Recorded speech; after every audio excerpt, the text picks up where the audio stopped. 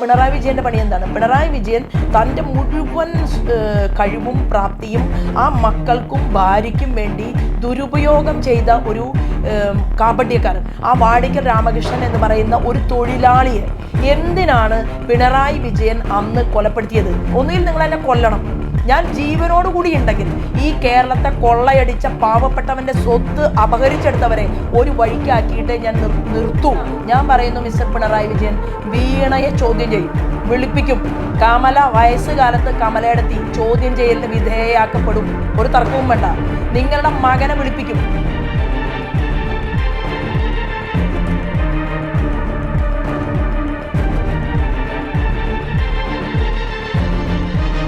Lok Sabha election ചൂട് പിടിച്ചിരിക്കുകയാണ്. അതിൽ ഏറ്റവും ചൂട് പിടിച്ചിരിക്കുന്ന സ്ഥലം ആലപ്പുഴയാണ്. അതിന് കാരണം അവിടെ മത്സരിക്കുന്ന ഒരു വനിതാ തീപ്പൊരി നേതാവാണ്. അതെ, ശോഭാ സുരേന്ദ്രൻ, കേരളത്തിലെ വനിതാ തീപ്പൊരി നേതാവ്. നമസ്കാരം. അതായത് കേരളത്തിലെ വനിതാ തീപ്പൊരി നേതാവ് എന്ന് തന്നെ ഇപ്പോൾ എസ്റ്റാബ്ലിഷ് ചെയ്തിരിക്കുകയാണ് ശോഭാ സുരേന്ദ്രൻ. എന്താണ് ഇത്രയും തീപ്പൊരി ആയതിന് കാരണം? അല്ല, ഞാൻ ജീവിതത്തിൽ കടന്നു വന്നിട്ടുള്ളത് പരുക്കൻ അവസ്ഥകളിലൂടെയാണ്. എങ്ങനെയാണ് ഒരു സമൂഹത്തിൽ ഒരു പെൺകുട്ടി പൊതുമേഖലയിലേക്ക് കടന്നു വരുന്ന സമയത്ത് അവൾ എങ്ങനെയെല്ലാം ടാർഗറ്റ് ചെയ്യപ്പെടും എന്ന് സ്വയം അനുഭവിക്കുകയും മനസ്സിലാക്കുകയും കമ്മ്യൂണിസ്റ്റ് പാർട്ടിയുടെ തന്നെ ഒരു കൊത്തളത്തിൽ നിന്ന് വടക്കാഞ്ചേരി നിയോജക മണ്ഡലത്തിൽ തെക്കങ്കര പഞ്ചായത്തിൽ മുൻ മന്ത്രി AC മൊയ്തീൻ്റെ നാട്ടിൽ നിന്ന് മുൻ മന്ത്രി AC മൊയ്തീൻ മന്ത്രിയാകാൻ കൂടി എൻ്റെ ഒരു തെരഞ്ഞെടുപ്പ് പോരാട്ടം കാരണമായ ഒരു ഇടത്തിൽ നിന്ന് മണലിത്ര എന്ന് പറയുന്ന ഒരു കുഗ്രാമത്തിൽ നിന്ന് ജനിച്ച് വളർന്ന് കഞ്ഞി കുടിക്കാൻ ഗതിയില്ലാതെ ഉടുക്കാൻ ഉടുതുണിക്ക് മറുതുണിയില്ലാതെ വലിയ നരകയാതന അനുഭവിച്ചുകൊണ്ട് കോളേജ് കാലഘട്ടവും ഒക്കെ പിന്നിട്ട് കടന്നു വന്ന ഒരു സ്ത്രീയെ സംബന്ധിച്ച് ജീവിതം എന്ന് പറയുന്നത് എനിക്ക് വളരെ സന്തോഷമുള്ള അനുഭവങ്ങളായിരുന്നില്ല. അതുകൊണ്ടായിരിക്കണം ഒരുപക്ഷെ അങ്ങനെ തീക്ഷ്ണമായിട്ട് ബുദ്ധിമുട്ടി കഠിനയാതന അനുഭവിച്ച് ജീവിക്കുന്നവരുടെ കൂട്ടത്തിൽ ഏറെ പ്രവർത്തിക്കാൻ സാധിച്ചു.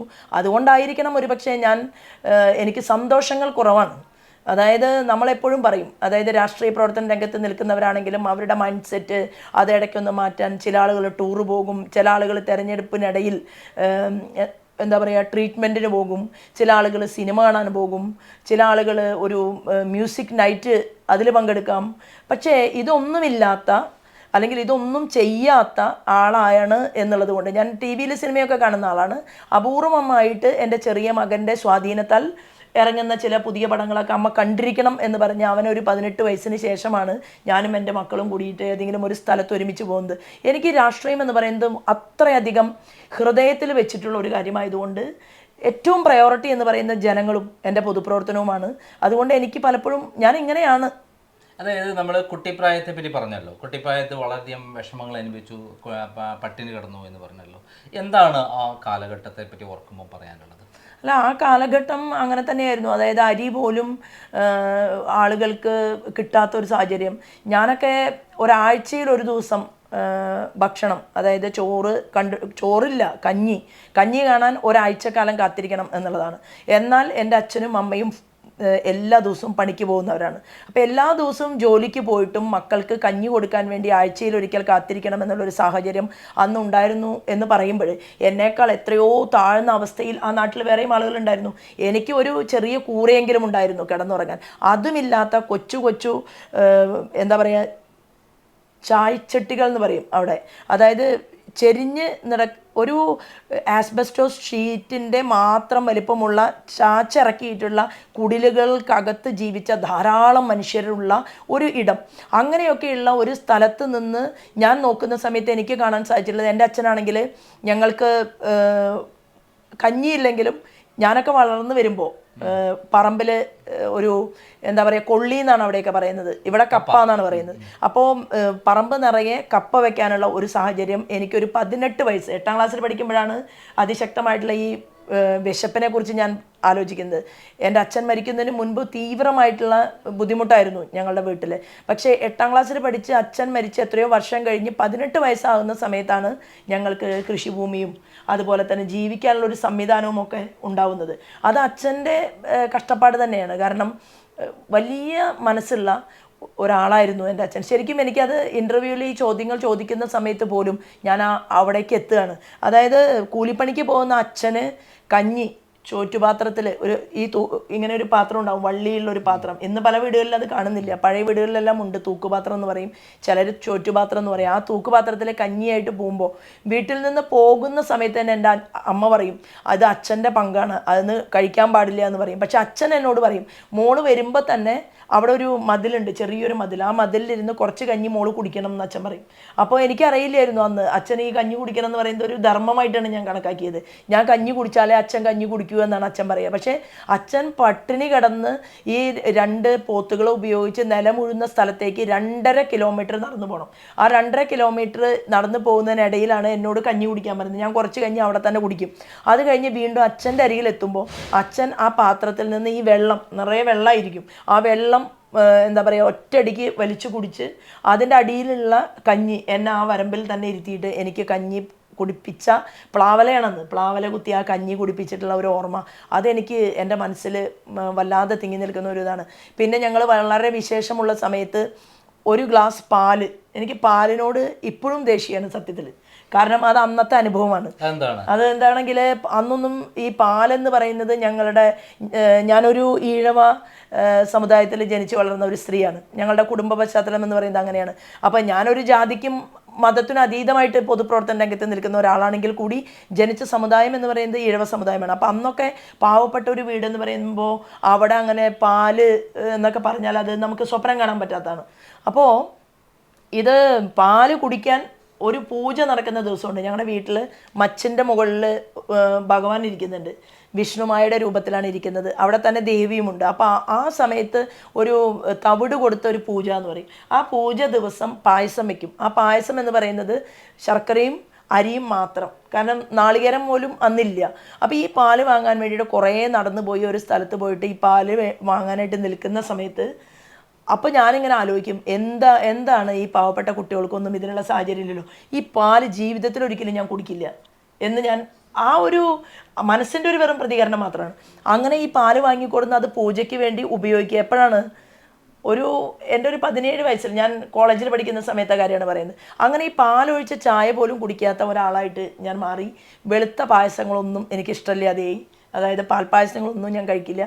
പക്ഷേ ഈ ആലപ്പുഴ വന്നതിന് ശേഷം അതിൽ മാറ്റം ഉണ്ടായി. ഞാനൊരു ഇൻ്റർവ്യൂവിൽ ഇത് പറഞ്ഞു, എനിക്ക് ഈ പാല് ഇഷ്ടമല്ല, പരിപ്പും എനിക്കിഷ്ടമല്ല. അപ്പോൾ സദ്യ വിളമ്പുന്ന സമയത്ത് പരിപ്പ് ആദ്യം വിളമ്പുമല്ലോ, അപ്പോൾ എനിക്ക് പരിപ്പിനെ കാണുന്നതേ ശരിക്കും പറഞ്ഞാൽ ഒരു ഇഷ്ടക്കേടാണ്. എന്താ കാര്യം എന്നറിയോ, സ്കൂളിൽ പഠിക്കുന്ന സമയത്ത് അച്ഛനൊക്കെ മരിച്ച് പിന്നെ ഈ സ്വന്തമായിട്ട് പറമ്പൊക്കെ കിട്ടിയ സമയത്ത് അതിൽ ഈ വലിയ വാഴ വെച്ചിട്ട് ഇത്ര നീളമുള്ളൊരു കായ ഉണ്ടാവും.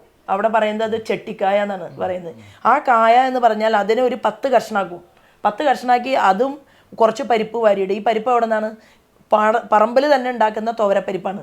അപ്പോൾ ആ തുവര ഉരലിൽ കുത്തും എൻ്റെ അമ്മ. ഉരലിൽ കുത്തിയിട്ട് അതിൻ്റെ ആ മേളിലത്തെ തൊലി കളഞ്ഞ് ഈ പരിപ്പ് എടുത്തിട്ട് ഈ കായും പരിപ്പും കൂടി ഇട്ട് കുറച്ച് മുളക് പൊടി ഇട്ട് ഒരു വെള്ളം പോലെ ഒരു കറി, എല്ലാ ദിവസവും ആ കറിയാണ് കോളേജിൽ കൊണ്ടുപോകുന്നത്. അപ്പം ഈ പരിപ്പ് ഇങ്ങനെ വേവാതെ പകുതി വെന്ത്, കാരണം എൻ്റെ അമ്മയ്ക്ക് കൂലിപ്പണിക്ക് പോകണം.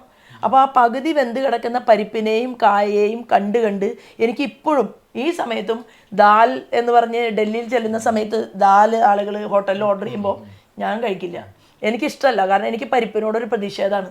കാരണം അന്ന് ഇത്ര അധികം ഇത് മാത്രമേ ഉള്ളൂ, കറി എന്ന് പറയാൻ ഇത് മാത്രമേ ഉള്ളൂ. അപ്പോൾ ഇത് കഴിച്ച് മടുത്ത്. അപ്പോൾ എനിക്കൊരു കറി പകരമായിട്ട് തന്ന ഒരാൾ എൻ്റെ ഫ്രണ്ടാണ്, ഷീജ എന്നാണ് അവരുടെ പേര്. ഷീജയ്ക്കാണ് എൻ്റെ വീട്ടിലെ ദാരിദ്ര്യത്തെക്കുറിച്ച് മുഴുവൻ അറിയാം. അപ്പോൾ ഷീജ വരുന്ന സമയത്ത് അത് സ്കൂളിലെ കറിയാണ്. 10ൽ പഠിക്കുമ്പോൾ 9, 10 2 ക്ലാസ്സിലും പഠിക്കുന്ന സമയത്ത് ബീട്രൂട്ട് ഉപ്പേരി എന്നാണ് ഞങ്ങൾ ഇവിടെ തോരനാണ്. ആ ബീട്രൂട്ട് ഉപ്പേരി ചോറ്റുപാത്രത്തിൽ ഒരു സൈഡ് നിറച്ച് കൊണ്ടുവരും ഷീജ. എന്നിട്ട് ആ കുട്ടി കഴിക്കുന്നതിന് മുമ്പ് എനിക്ക് തരും. അപ്പം ഞാൻ വിചാരിക്കും ഷീജ എന്തിനാണ് ഇത് എനിക്ക് ആദ്യം തരുന്നത്? അപ്പോൾ ഷീജ പറയും നിൻ്റെ വീട്ടിലൊന്നുമില്ലല്ലോ, അതെനിക്കറിയാം, അവരുടെ അച്ഛൻ ചായക്കട നടത്തുകയാണ്. അപ്പോൾ ഒരു ഇലയിൽ പൊതിഞ്ഞ് ഒരു ഇഡ്ഡലിയും കൊണ്ടുവരും. ആ ഇഡ്ഡലി ഞങ്ങൾ ക്ലാസ് തുടങ്ങുന്നതിനിടയിലോ ക്ലാസ്സിനകത്തോ വെച്ച് ആ ഇഡ്ഡലി കഴിക്കും, ആരും കാണാതെ, വെള്ളം കുടിക്കും. പിന്നെ ഈ ഷീജയുടെ ബീട്രൂട്ട് തോരൻ, അത് എനിക്ക് ചോറ് കഴിക്കാൻ വേണ്ടിയിട്ട്. അതിലും എനിക്ക് തേങ്ങേനെ ഇഷ്ടമല്ല. ഇപ്പം എനിക്ക് ഇതൊക്കെ പറയുന്ന സമയത്ത് ഇത് ഇഷ്ടമുള്ള ആളുകൾക്ക് ഇതെന്താ ഇങ്ങനെയെന്ന് ചോദിച്ചാൽ എനിക്കറിയില്ല, ഞാൻ എങ്ങനെയാണ്. അപ്പം അതുകൊണ്ട് ഇവിടെ വന്ന് ഇപ്പം എന്നെ പാൽപ്പായസം കുടിപ്പിച്ചു. അമ്പലപ്പുഴയാണ്. മാത്രമല്ല ഗുരുവായൂരപ്പൻ്റെ പാൽപ്പായസം, അമ്പലപ്പുഴ പാൽപ്പായസം ഒക്കെ കിട്ടുമ്പോൾ ഞാൻ 2 ടീസ്പൂൺ കുടിക്കുക പതിവ്. അല്ലാതെ അത് വളരെ ആസ്വദിച്ച് ഒരു ഗ്ലാസ് മുഴുവൻ കുടിക്കുകയല്ല. എന്താ വെച്ചാൽ ഇതൊന്നും ഉണ്ടായിരുന്നില്ല ചെറുപ്പത്തിൽ. അപ്പം അതുകൊണ്ട് തന്നെ ആ മനസ്സിനകത്ത് അങ്ങനെ ഞാനൊരു കല്യാണത്തിന് പോകാനായിട്ട് അടുത്ത വീട്ടിലുള്ള ഒരു കുട്ടിയുടെ ഡ്രസ്സ് കടം വാങ്ങി. ഇപ്പോഴല്ല, 8ാം ക്ലാസ്സിൽ പഠിക്കുമ്പോൾ. അങ്ങനെ ഈ കടം വാങ്ങിയിട്ട് എൻ്റെ അമ്മയുടെ വീട്ടിലാണ് കല്യാണത്തിന് പോകുന്നത്. അപ്പോൾ എൻ്റെ മൂത്ത ചേച്ചിയുടെ മൂത്ത മകനും ഞാനും തമ്മിലുള്ള വ്യത്യാസം 1 വയസ്സ് വ്യത്യാസമാണ് ഉള്ളൂ, 1.5 വയസ്സ് വ്യത്യാസമേ ഉള്ളൂ. അപ്പോൾ അവൻ ചെറിയ കുട്ടിയാണ്, അവൻ 6ാം ക്ലാസ് സ്റ്റാർട്ട് ചെയ്തിട്ടുള്ളൂ, ഞാൻ 8ലും. അപ്പോൾ അവിടെ ഈ പാവാടയും ബ്ലൗസും തന്നെ തൊട്ടടുത്ത വീട്ടിലെ കുട്ടി ഇട്ട് നടന്നത് അവൻ കണ്ടിട്ടുണ്ട്. അപ്പോൾ എല്ലാ ആളുകളും കൂടി ഈ കല്യാണത്തിന് നിൽക്കുന്ന സമയത്ത് എന്നെ കാണാൻ കുറച്ച് അന്ന് ചന്തം കൂടുതലുണ്ട്. കാരണം അത് അത്രയും ഭംഗിയുള്ളൊരു ഉടുപ്പാണ്. അങ്ങനെ ഒരു ഉടുപ്പ് ഞാൻ ജീവിതത്തിൽ ഇട്ടിട്ടില്ല ആ സമയത്ത്. അപ്പോൾ ഈ ഉടുപ്പ് ഇട്ടിട്ട് ഞാൻ നിൽക്കുമ്പോൾ അവൻ ഓടി വന്നിട്ട് പറഞ്ഞു, അവിടെ കൂടി നിൽക്കുന്ന മുഴുവൻ ആളുകളോടും പറഞ്ഞു, എന്തോ പവർ, ഇത് ആ കാശിമാഷയുടെ മോളുടെ പാവാടയും ബ്ലൗസാണെന്ന് എല്ലാവരുടെ ഇടയിൽ പറയുണ്ടായി. അപ്പോൾ അന്ന് ഞാൻ ശരിക്കും പറഞ്ഞാൽ എൻ്റെ തൊലി ഉരിഞ്ഞു പോയ പോലെയായി. പക്ഷേ അവനെ തല്ലാനോ അല്ലെങ്കിൽ ചീത്ത പറയാനോ ഒന്നിനും ഞാൻ നിന്നില്ല. കാരണം എന്താ വെച്ചാൽ അവനറിവില്ല. അന്നും എനിക്ക് ഈ വിവേകം ഉണ്ടായിരുന്നു. അതായത് ഈ കുട്ടി കണ്ട കാര്യം അവിടെ പറഞ്ഞു, ഞാനതിലെന്തിനാണ് വേദനിക്കുന്നത്. അങ്ങനെ ഞാൻ എൻ്റെ അമ്മയുടെ ആങ്ങളുടെ വീട്ടിലാണ് ഈ കല്യാണം നടക്കുന്നത്.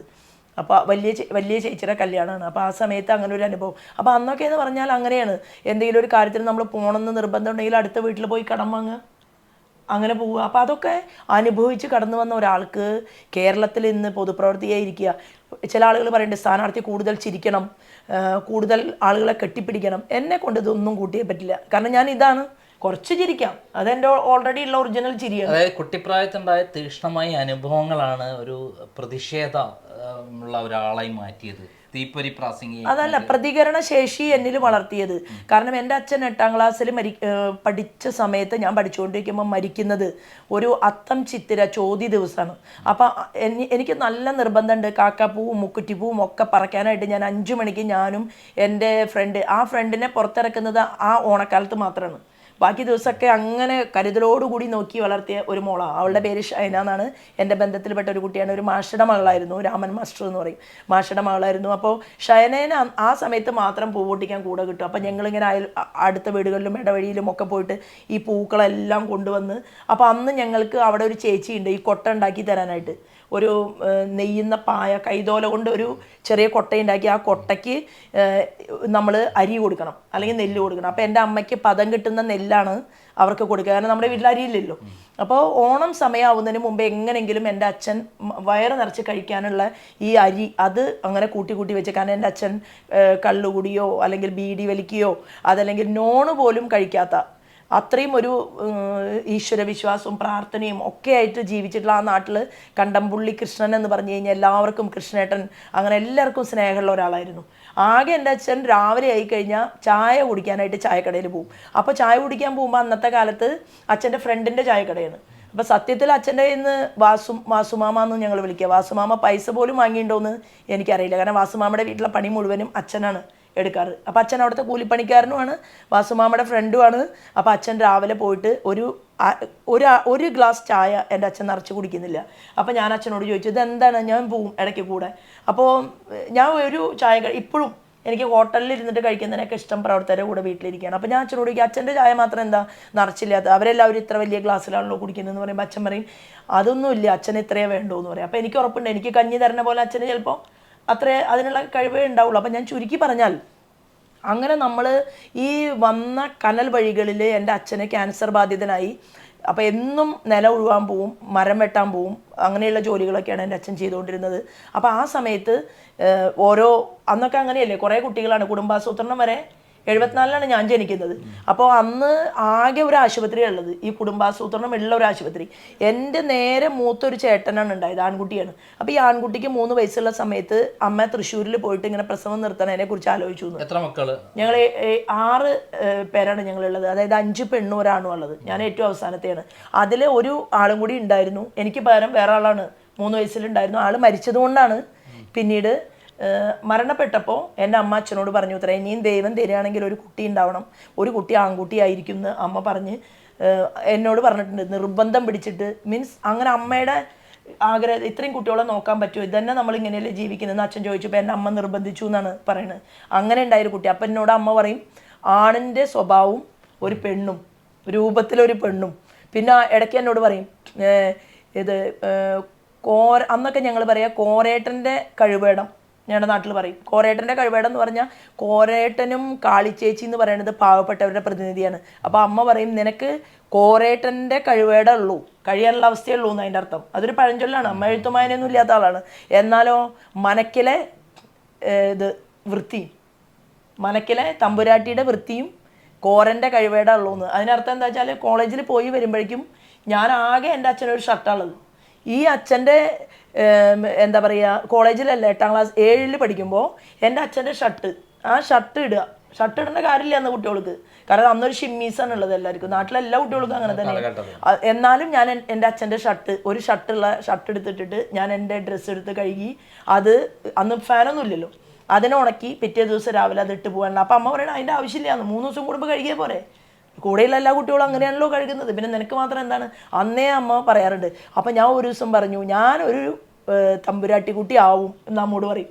അപ്പോൾ അമ്മ ചിരിക്കും, അമ്മ കളിയാക്കും. പക്ഷേ എനിക്ക് അന്ന് മുതൽ ഇന്ന് വരെ ആ വൃത്തി സൂക്ഷിക്കാനും ഉള്ളതിനെ നല്ല വൃത്തിയായിട്ട് കൊണ്ടു നടക്കാനൊക്കെ എനിക്ക് സാധിച്ചിട്ടുണ്ട്. ഇപ്പോൾ എനിക്ക് ആവശ്യത്തിലധികം ഡ്രസ്സുണ്ട്, പക്ഷേ എന്നാലും ഞാനത് കൺട്രോൾ ചെയ്തിട്ട് ഉപയോഗിക്കുന്ന ഒരാളാണ്. പക്ഷേ എൻ്റെ മോൻ പറഞ്ഞു അങ്ങനെ ഇനി പറ്റില്ല. എൻ്റെ മൂത്ത ആൾ പറഞ്ഞു അമ്മ കുറേ അന്ന് ബുദ്ധിമുട്ടിയതല്ലേ, അപ്പോൾ അത് കാരണം കൊണ്ട് അമ്മ എല്ലാ വിശേഷത്തിനും ഡ്രസ്സ് എടുക്കണം. ഈ കുട്ടിപ്രായത്തിലുണ്ടായുള്ള തീക്ഷ്ണമായ അനുഭവങ്ങൾ സാധാരണ ഒരു പെൺകുട്ടിക്ക് ഉണ്ടാവുന്നതിന് അപ്പുറമുള്ള തീക്ഷ്ണമായ അനുഭവങ്ങളാണ് ഉണ്ടായിട്ടുള്ളത്. അവിടെ നിന്ന് എങ്ങനെയാണ് പ്രതികരണ ബോധമുള്ള ഒരാളായി വളർന്നത്? ഒരു നേരത്തെ പറഞ്ഞ ആൺകുട്ടികളെ പോലെ ശൗര്യം ആണ് നമുക്ക് സമൂഹത്തിൽ ശോഭാ സുരേന്ദ്രൻ എന്ന് പറയുന്നത്, ഇരട്ട ചെങ്കത്തി എന്നൊക്കെയാണ് പറയുന്നത്. അപ്പോൾ ഇത്ര ശൗര്യം എങ്ങനെയാണ് വന്നത്, പ്രതികരണ ബോധം എങ്ങനെയാണ് വന്നത്? അല്ല, അപ്പോൾ അങ്ങനെ 8ൽ പഠിക്കുന്ന സമയത്ത് അച്ഛൻ ക്യാൻസറായിട്ട് മരണപ്പെടുന്നു. ചോദ്യ ദിവസം പൂക്കളം, അതാ ഞാൻ പറഞ്ഞത്, നേരത്തെ പറഞ്ഞില്ലേ, പൂ പൊട്ടിക്കാൻ പോയി അതെല്ലാം കൊണ്ടുവന്ന് വലിയ പൂക്കളിടുകയാണ്. അപ്പം അച്ഛൻ ക്യാൻസർ ബാധിതനായിട്ട് കിടക്കുമ്പോഴും അച്ഛൻ മരിക്കും എന്നുള്ളൊരു തോന്നൽ നമുക്കില്ല. കാരണം അമ്മ പറഞ്ഞിട്ടുള്ളത് അച്ഛൻ തിരിച്ചു വരും എന്നാണ്. അപ്പം ഞാൻ ബസ് കയറി പോകാൻ പൈസ ഇല്ലാത്തതുകൊണ്ടാണ് ഈ മരിക്കുന്നതിൻ്റെ അന്ന് അല്ലെങ്കിൽ തലേ ദിവസം അച്ഛനെ ജീവനോടെ കാണാമായിരുന്നു. പക്ഷേ വടക്കാഞ്ചേരിയിൽ നിന്ന് അമല വരെ പോകാനുള്ള ഒരു ബസ് കാശ് വരെ ലുബ്ധം പിടിച്ചിട്ട് ജീവിക്കണ ഒരു അമ്മയുടെ മകളായതുകൊണ്ട് എൻ്റെ അമ്മയ്ക്കും കാണാൻ പറ്റിയിട്ടില്ല, എനിക്കും കാണാൻ പറ്റിയില്ല. എൻ്റെ ചേട്ടനായിരുന്നു അച്ഛൻ്റെ കൂടെ ഉണ്ടായിരുന്നത്. അപ്പോൾ ആ പൂക്കളം ഇട്ടിരിക്കുന്ന വീട്ടിൽ ഓണം ആഘോഷിക്കുക എന്ന് പറഞ്ഞാൽ ഞങ്ങൾക്ക് ആഘോഷമാണല്ലോ, ഓണത്തിനാണല്ലോ എല്ലാം കിട്ടുക. അന്ന് നേന്ത്രപ്പഴം ഉണ്ടാവും, അന്ന് നല്ല വയറ് നിറച്ച് ചോറുണ്ടാവും, അന്ന് നല്ല ഭക്ഷണം ഉണ്ടാവും, അന്ന് ഭഗവാന് ഇലയിൽ ചോറ് വിളമ്പും. അപ്പോൾ അത് കഴിഞ്ഞ് എല്ലാവരും ഒരുമിച്ചിരുന്ന് വിളക്ക് കത്തിച്ച് നാമൊക്കെ ചൊല്ലിയിട്ടാണ് ഞങ്ങൾക്ക് ഭക്ഷണം തരിക. അപ്പോഴേക്കും വെപ്രാളാവും ഇത് കിട്ടാനായിട്ട്, കാരണം ഇത് ആ സമയത്തല്ലേ ഉള്ളൂ. അപ്പോൾ അങ്ങനെ അച്ഛൻ മരിച്ച് അച്ഛൻ്റെ ബോഡിയാണ് വരുന്നത് ചോദ്യ ദിവസം. അതുകൊണ്ട് എല്ലാ ഓണക്കാലത്തും എനിക്ക് കണ്ണീര് വരും. കാരണം ഒന്നും അച്ഛന് കൊടുക്കാൻ പറ്റിയില്ല. അച്ഛൻ അത്രയധികം ഞങ്ങൾ മക്കളെ സ്നേഹിച്ചിട്ടുണ്ടായിരുന്നു.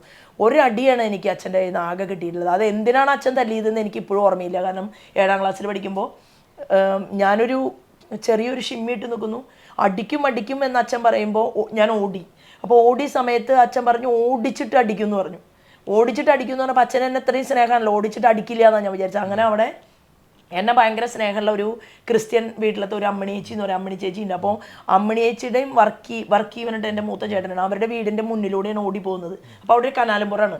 അപ്പോൾ ഓടുമ്പോൾ അമ്മിണി ചേച്ചി പറഞ്ഞു കൃഷ്ണൻകുട്ടി എന്നാണ് എൻ്റെ അച്ഛനെ വിളിക്കുക. കൃഷ്ണൻകുട്ടിയെ ചെറിയ മോളല്ലേ, തല്ലണ്ട എന്ന് പറയുന്നുണ്ട്. പക്ഷെ അച്ഛൻ പറഞ്ഞു ഓട്ടം നിർത്തിയാലാണ് അടി കിട്ടാതിരിക്കുക, ഓട്ടം നിർത്തുകയാണ് മോൾക്ക് നല്ലത് എന്ന് അച്ഛൻ വിളിച്ച് പറഞ്ഞാലും ഞാൻ ഓടിക്കൊണ്ടേ ഇരിക്കണം ഈ അടി പേടിച്ചിട്ട്. കാരണം വലിയ വടിയാണ്. അപ്പോൾ ആദ്യമായിട്ടല്ലേ അച്ഛൻ തല്ലുന്നത്, ആ ഒരു പേടിയിൽ. പക്ഷേ അച്ഛൻ എന്നെ പൂളച്ചോട് എന്ന് പറയും, ഒരു പൂള മരമുണ്ട്, വലിയൊരു മരം, ഈ പഞ്ഞിയുടെ ആ മരത്തിൻ്റെ ചോട്ടിൽ വെച്ച് എന്നെ അച്ഛൻ പിടിച്ചു. കുറേ ഓടി 1/4 കിലോമീറ്റർ ഓടിയിട്ട് അച്ഛൻ എന്നെ പിടിച്ച് എന്നെ പൊതിരെ തല്ലി, അത് കാല് മുഴുവൻ അടിച്ചു പൊട്ടിച്ചു. പക്ഷേ എനിക്ക് അന്നും അറിയില്ല ഇന്നും അറിയില്ല, അത് വെച്ചാൽ ഓർമ്മയില്ലാതെയാണ് എന്ത് തെറ്റ് ഞാൻ ചെയ്തിട്ടാണ് എന്നെ അച്ഛൻ അടിച്ചതെന്ന് എനിക്കപ്പോൾ അറിയാൻ പറ്റുന്നില്ല. അങ്ങനെ ഒരു അടി എനിക്ക് ജീവിതത്തിൽ ആകെ കിട്ടിയിട്ടുള്ളൂ. പിന്നെ അത് 7ാം ക്ലാസ്സിൽ പഠിക്കുന്ന സമയത്താണ്, 12 വയസ്സുണ്ടാവും. ആ ഒരു അടി മാത്രം എൻ്റെ അച്ഛൻ എന്നെ അടിച്ചിട്ടുള്ളൂ. അപ്പോൾ എപ്പോഴും അതെ, രാവിലെ അച്ഛൻ ഈ ചായ കുടിക്കാൻ പോകുമെന്ന് പറഞ്ഞില്ലേ, ആ സമയത്തൊക്കെ എന്നെ വീണ്ടും എനിക്ക് വേഗം കുട്ടികളെ എനിപ്പിക്കുകയല്ലേ ചെയ്യേണ്ടത്. പക്ഷേ അച്ഛൻ പറയും ഇതെൻ്റെ ചെറിയ കുട്ടിയാണ്, അപ്പോൾ ചെറിയ കുട്ടിക്ക് ഒരു റിഡക്ഷൻ, അത്ര നേരത്തെ എനിക്കണ്ട, പാത്രം കഴുകണ്ട. എനിക്ക് മൂത്ത ചേച്ചിമാരുണ്ടല്ലോ, അപ്പോൾ അത് അവർ ചെയ്യട്ടെ. പത്മാവതി എന്നാണ് എൻ്റെ നേരെ മൂത്ത ചേച്ചിയുടെ പേര്. അപ്പോൾ ചേച്ചിയോട് പറയാം അച്ഛൻ ഇത് ചെറുതല്ല, ഇത് ആൺകുട്ടി ഇല്ലാതെ കിട്ടിയതാണെന്ന് പറഞ്ഞിട്ട്. അപ്പോൾ ചെറിയൊരു ലാളനയും എനിക്ക് കൂടുതൽ എൻ്റെ വീട്ടിൽ നിന്ന് കിട്ടിയിട്ടുണ്ട്. പിന്നെ നല്ല ധൈര്യത്തിലാണ് എന്നെ വളർത്തിയിട്ടുള്ളത്. അമ്മയും അച്ഛനൊക്കെ പറയാം ഇതൊരു നമുക്ക് ആൺകുട്ടിക്ക് പകരം കിട്ടിയതാണെന്ന് പറയുന്നതുകൊണ്ട് ഞാൻ തന്നെ ഒറ്റയ്ക്ക് നടന്നു പോകാനും ഞാൻ ആ കാലത്ത് ഞങ്ങളുടെ നാട്ടിൽ ആൺകുട്ടികളുടെ സൈക്കിള് കടം വാങ്ങിയിട്ട് സൈക്കിള് ചവിട്ടി പോയിട്ടുള്ള ഏക പെൺകുട്ടി ചിലപ്പോൾ ഞാനായിരിക്കും തെക്കങ്കര പഞ്ചായത്തിൽ എന്ന് പറഞ്ഞാൽ +1 പ്രീ ഡിഗ്രി ഫസ്റ്റ് ഇയർ ഒക്കെ പഠിക്കുന്ന സമയത്ത്. അപ്പോൾ ഒരു ധൈര്യം കിട്ടിയതെന്ന് പറഞ്ഞാൽ പൊതുസമൂഹത്തിൽ ഈ ദാരിദ്ര്യാവസ്ഥയും ഈ ബുദ്ധിമുട്ടിനെയും നമുക്ക് അതിജീവിക്കണമെന്നും നമുക്ക് മാറ്റം ഉണ്ടാക്കണമെന്നും അന്ന് തന്നെ മനസ്സിലുണ്ട്. ഈ കഷ്ടപ്പാട് എനിക്ക് മാത്രമല്ല ഒരു വിഭാഗം ആളുകൾ നല്ല രീതിയിൽ ജീവിക്കുന്നു, ഒരു വിഭാഗം ആളുകൾ ഒന്നുമില്ലാതെ ജീവിക്കുന്നു. അതിന് നമുക്കൊരു മാറ്റം ഉണ്ടാക്കണം എന്നുള്ളൊരു ആഗ്രഹം എനിക്കുണ്ടായി. പിന്നീട് ഞാൻ ഒരു 7ാം ക്ലാസ് കഴിഞ്ഞപ്പോൾ 8ാം ക്ലാസ്സിലേക്ക് വരുന്ന സമയത്താണ് ആ നാട്ടിൽ ബാലഗോകുലത്തിൻ്റെ ക്ലാസ് കൊടുക്കുന്നത്. അപ്പോൾ ബാലഗോകുലത്തിന്റെ ക്ലാസ് തുടങ്ങുന്നത് RSSന്റെ തന്നെ അപ്പോൾ അത് RSSന്റെ തന്നെ ഞങ്ങളുടെ സംഘപരിവാർ പ്രസ്ഥാനത്തിന്റെ ഒരു സംഘടന, കുട്ടികളുടെ സംഘടനയാണ് ഈ ബാലഗോകുലം. അപ്പോൾ ബാലഗോകുലത്തിൽ എന്താണെങ്കിലും അവിടെ നാവൂരിലെ കടങ്കവിതകൾ, പഴഞ്ചൊല്ലുകൾ, അതുപോലെ തന്നെ ഭഗവത്ഗീത പഠിപ്പിക്കുക, ഇങ്ങനെയുള്ള ഭാഗവതം വായിക്കാൻ പഠിപ്പിക്കുക, ഇങ്ങനെയുള്ള നല്ല നല്ല കാര്യങ്ങളാണ് നടക്കുന്നത്. അപ്പോൾ അത് നമ്മുടെ വീടിന്റെ നേരെ മുന്നിലത്തെ വീട്ടിലെ ചേട്ടനാണ് അതിന്റെ ആള്. അപ്പോൾ ആളാണ് ബാലഗോകുലത്തിന്റെ അവിടുത്തെ കാര്യദർശി പോലെയുള്ള ചുമതലയുണ്ടായിരുന്നത്. അപ്പോൾ അവരുടെ വീട്ടിൽ ഈ പപ്പടം ഉണ്ടാക്കും, അവരെ പപ്പടം ഉണ്ടാക്കുന്ന ആളുകളാണ്.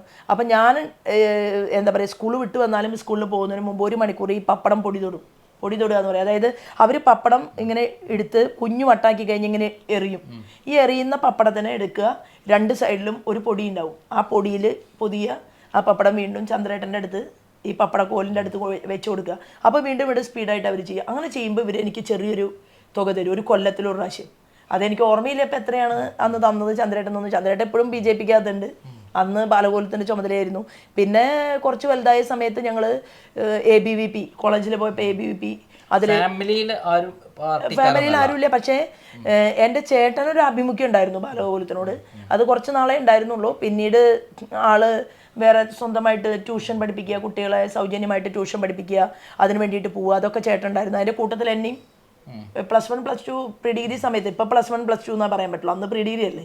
അപ്പോൾ ആ സമയത്ത് എന്നെ കൂടെ കൂട്ടും. വിരിപ്പാക്ക എന്ന് പറയുന്ന ഒരു സ്ഥലമുണ്ട്, അവിടെ ഒരു ഒരു 3 കിലോമീറ്റർ പോയി കഴിഞ്ഞാൽ വിരിപ്പാക്കിയായി. അപ്പോൾ അവിടെ ചെന്ന് അവിടുത്തെ കുട്ടികൾക്ക് സൗജന്യ ട്യൂഷൻ എടുക്കുന്ന ഒരാളായിരുന്നു ചേട്ടൻ. അപ്പോൾ ചേട്ടൻ അന്നും കോളേജിലൊക്കെ പഠിച്ചിട്ടുണ്ട്. അപ്പോൾ ഞങ്ങളുടെ വീട്ടിൽ കോളേജിൽ പോയിട്ടുള്ളത് ചേട്ടനും ഞാനും മാത്രമേ ഉള്ളൂ. അപ്പോൾ എനിക്ക് തോന്നുന്നത് അന്നത്തെ അനുഭവം, അന്നത്തെ പ്രകൃതി അങ്ങനെയായിരുന്നു, അന്നത്തെ സാഹചര്യങ്ങൾ അങ്ങനെയായിരുന്നു. പിന്നെ ഒരു അമ്മ പോരാട്ടം നടത്തുന്നത് കണ്ടു വളരെയല്ലേ. ഇത്രയും ആളുകളെ വളർത്താൻ വേണ്ടി എൻ്റെ അമ്മ എത്രമാത്രം ബുദ്ധിമുട്ടില്ല. അച്ഛൻ മരിച്ച ശേഷം എൻ്റെ അച്ഛൻ മരിക്കുമ്പോൾ അമ്മയ്ക്ക് 50 വയസ്സേ ഉള്ളൂ. അപ്പോൾ അങ്ങനെ 50 വയസ്സുള്ള 3 വയസ്സ് വ്യത്യാസം എൻ്റെ അച്ഛനും അമ്മയും തമ്മിലുള്ളൂ. അന്നൊക്കെ അങ്ങനെയാണ്, ചെറുപ്പത്തിൽ തന്നെ കല്യാണം കഴിക്കുക.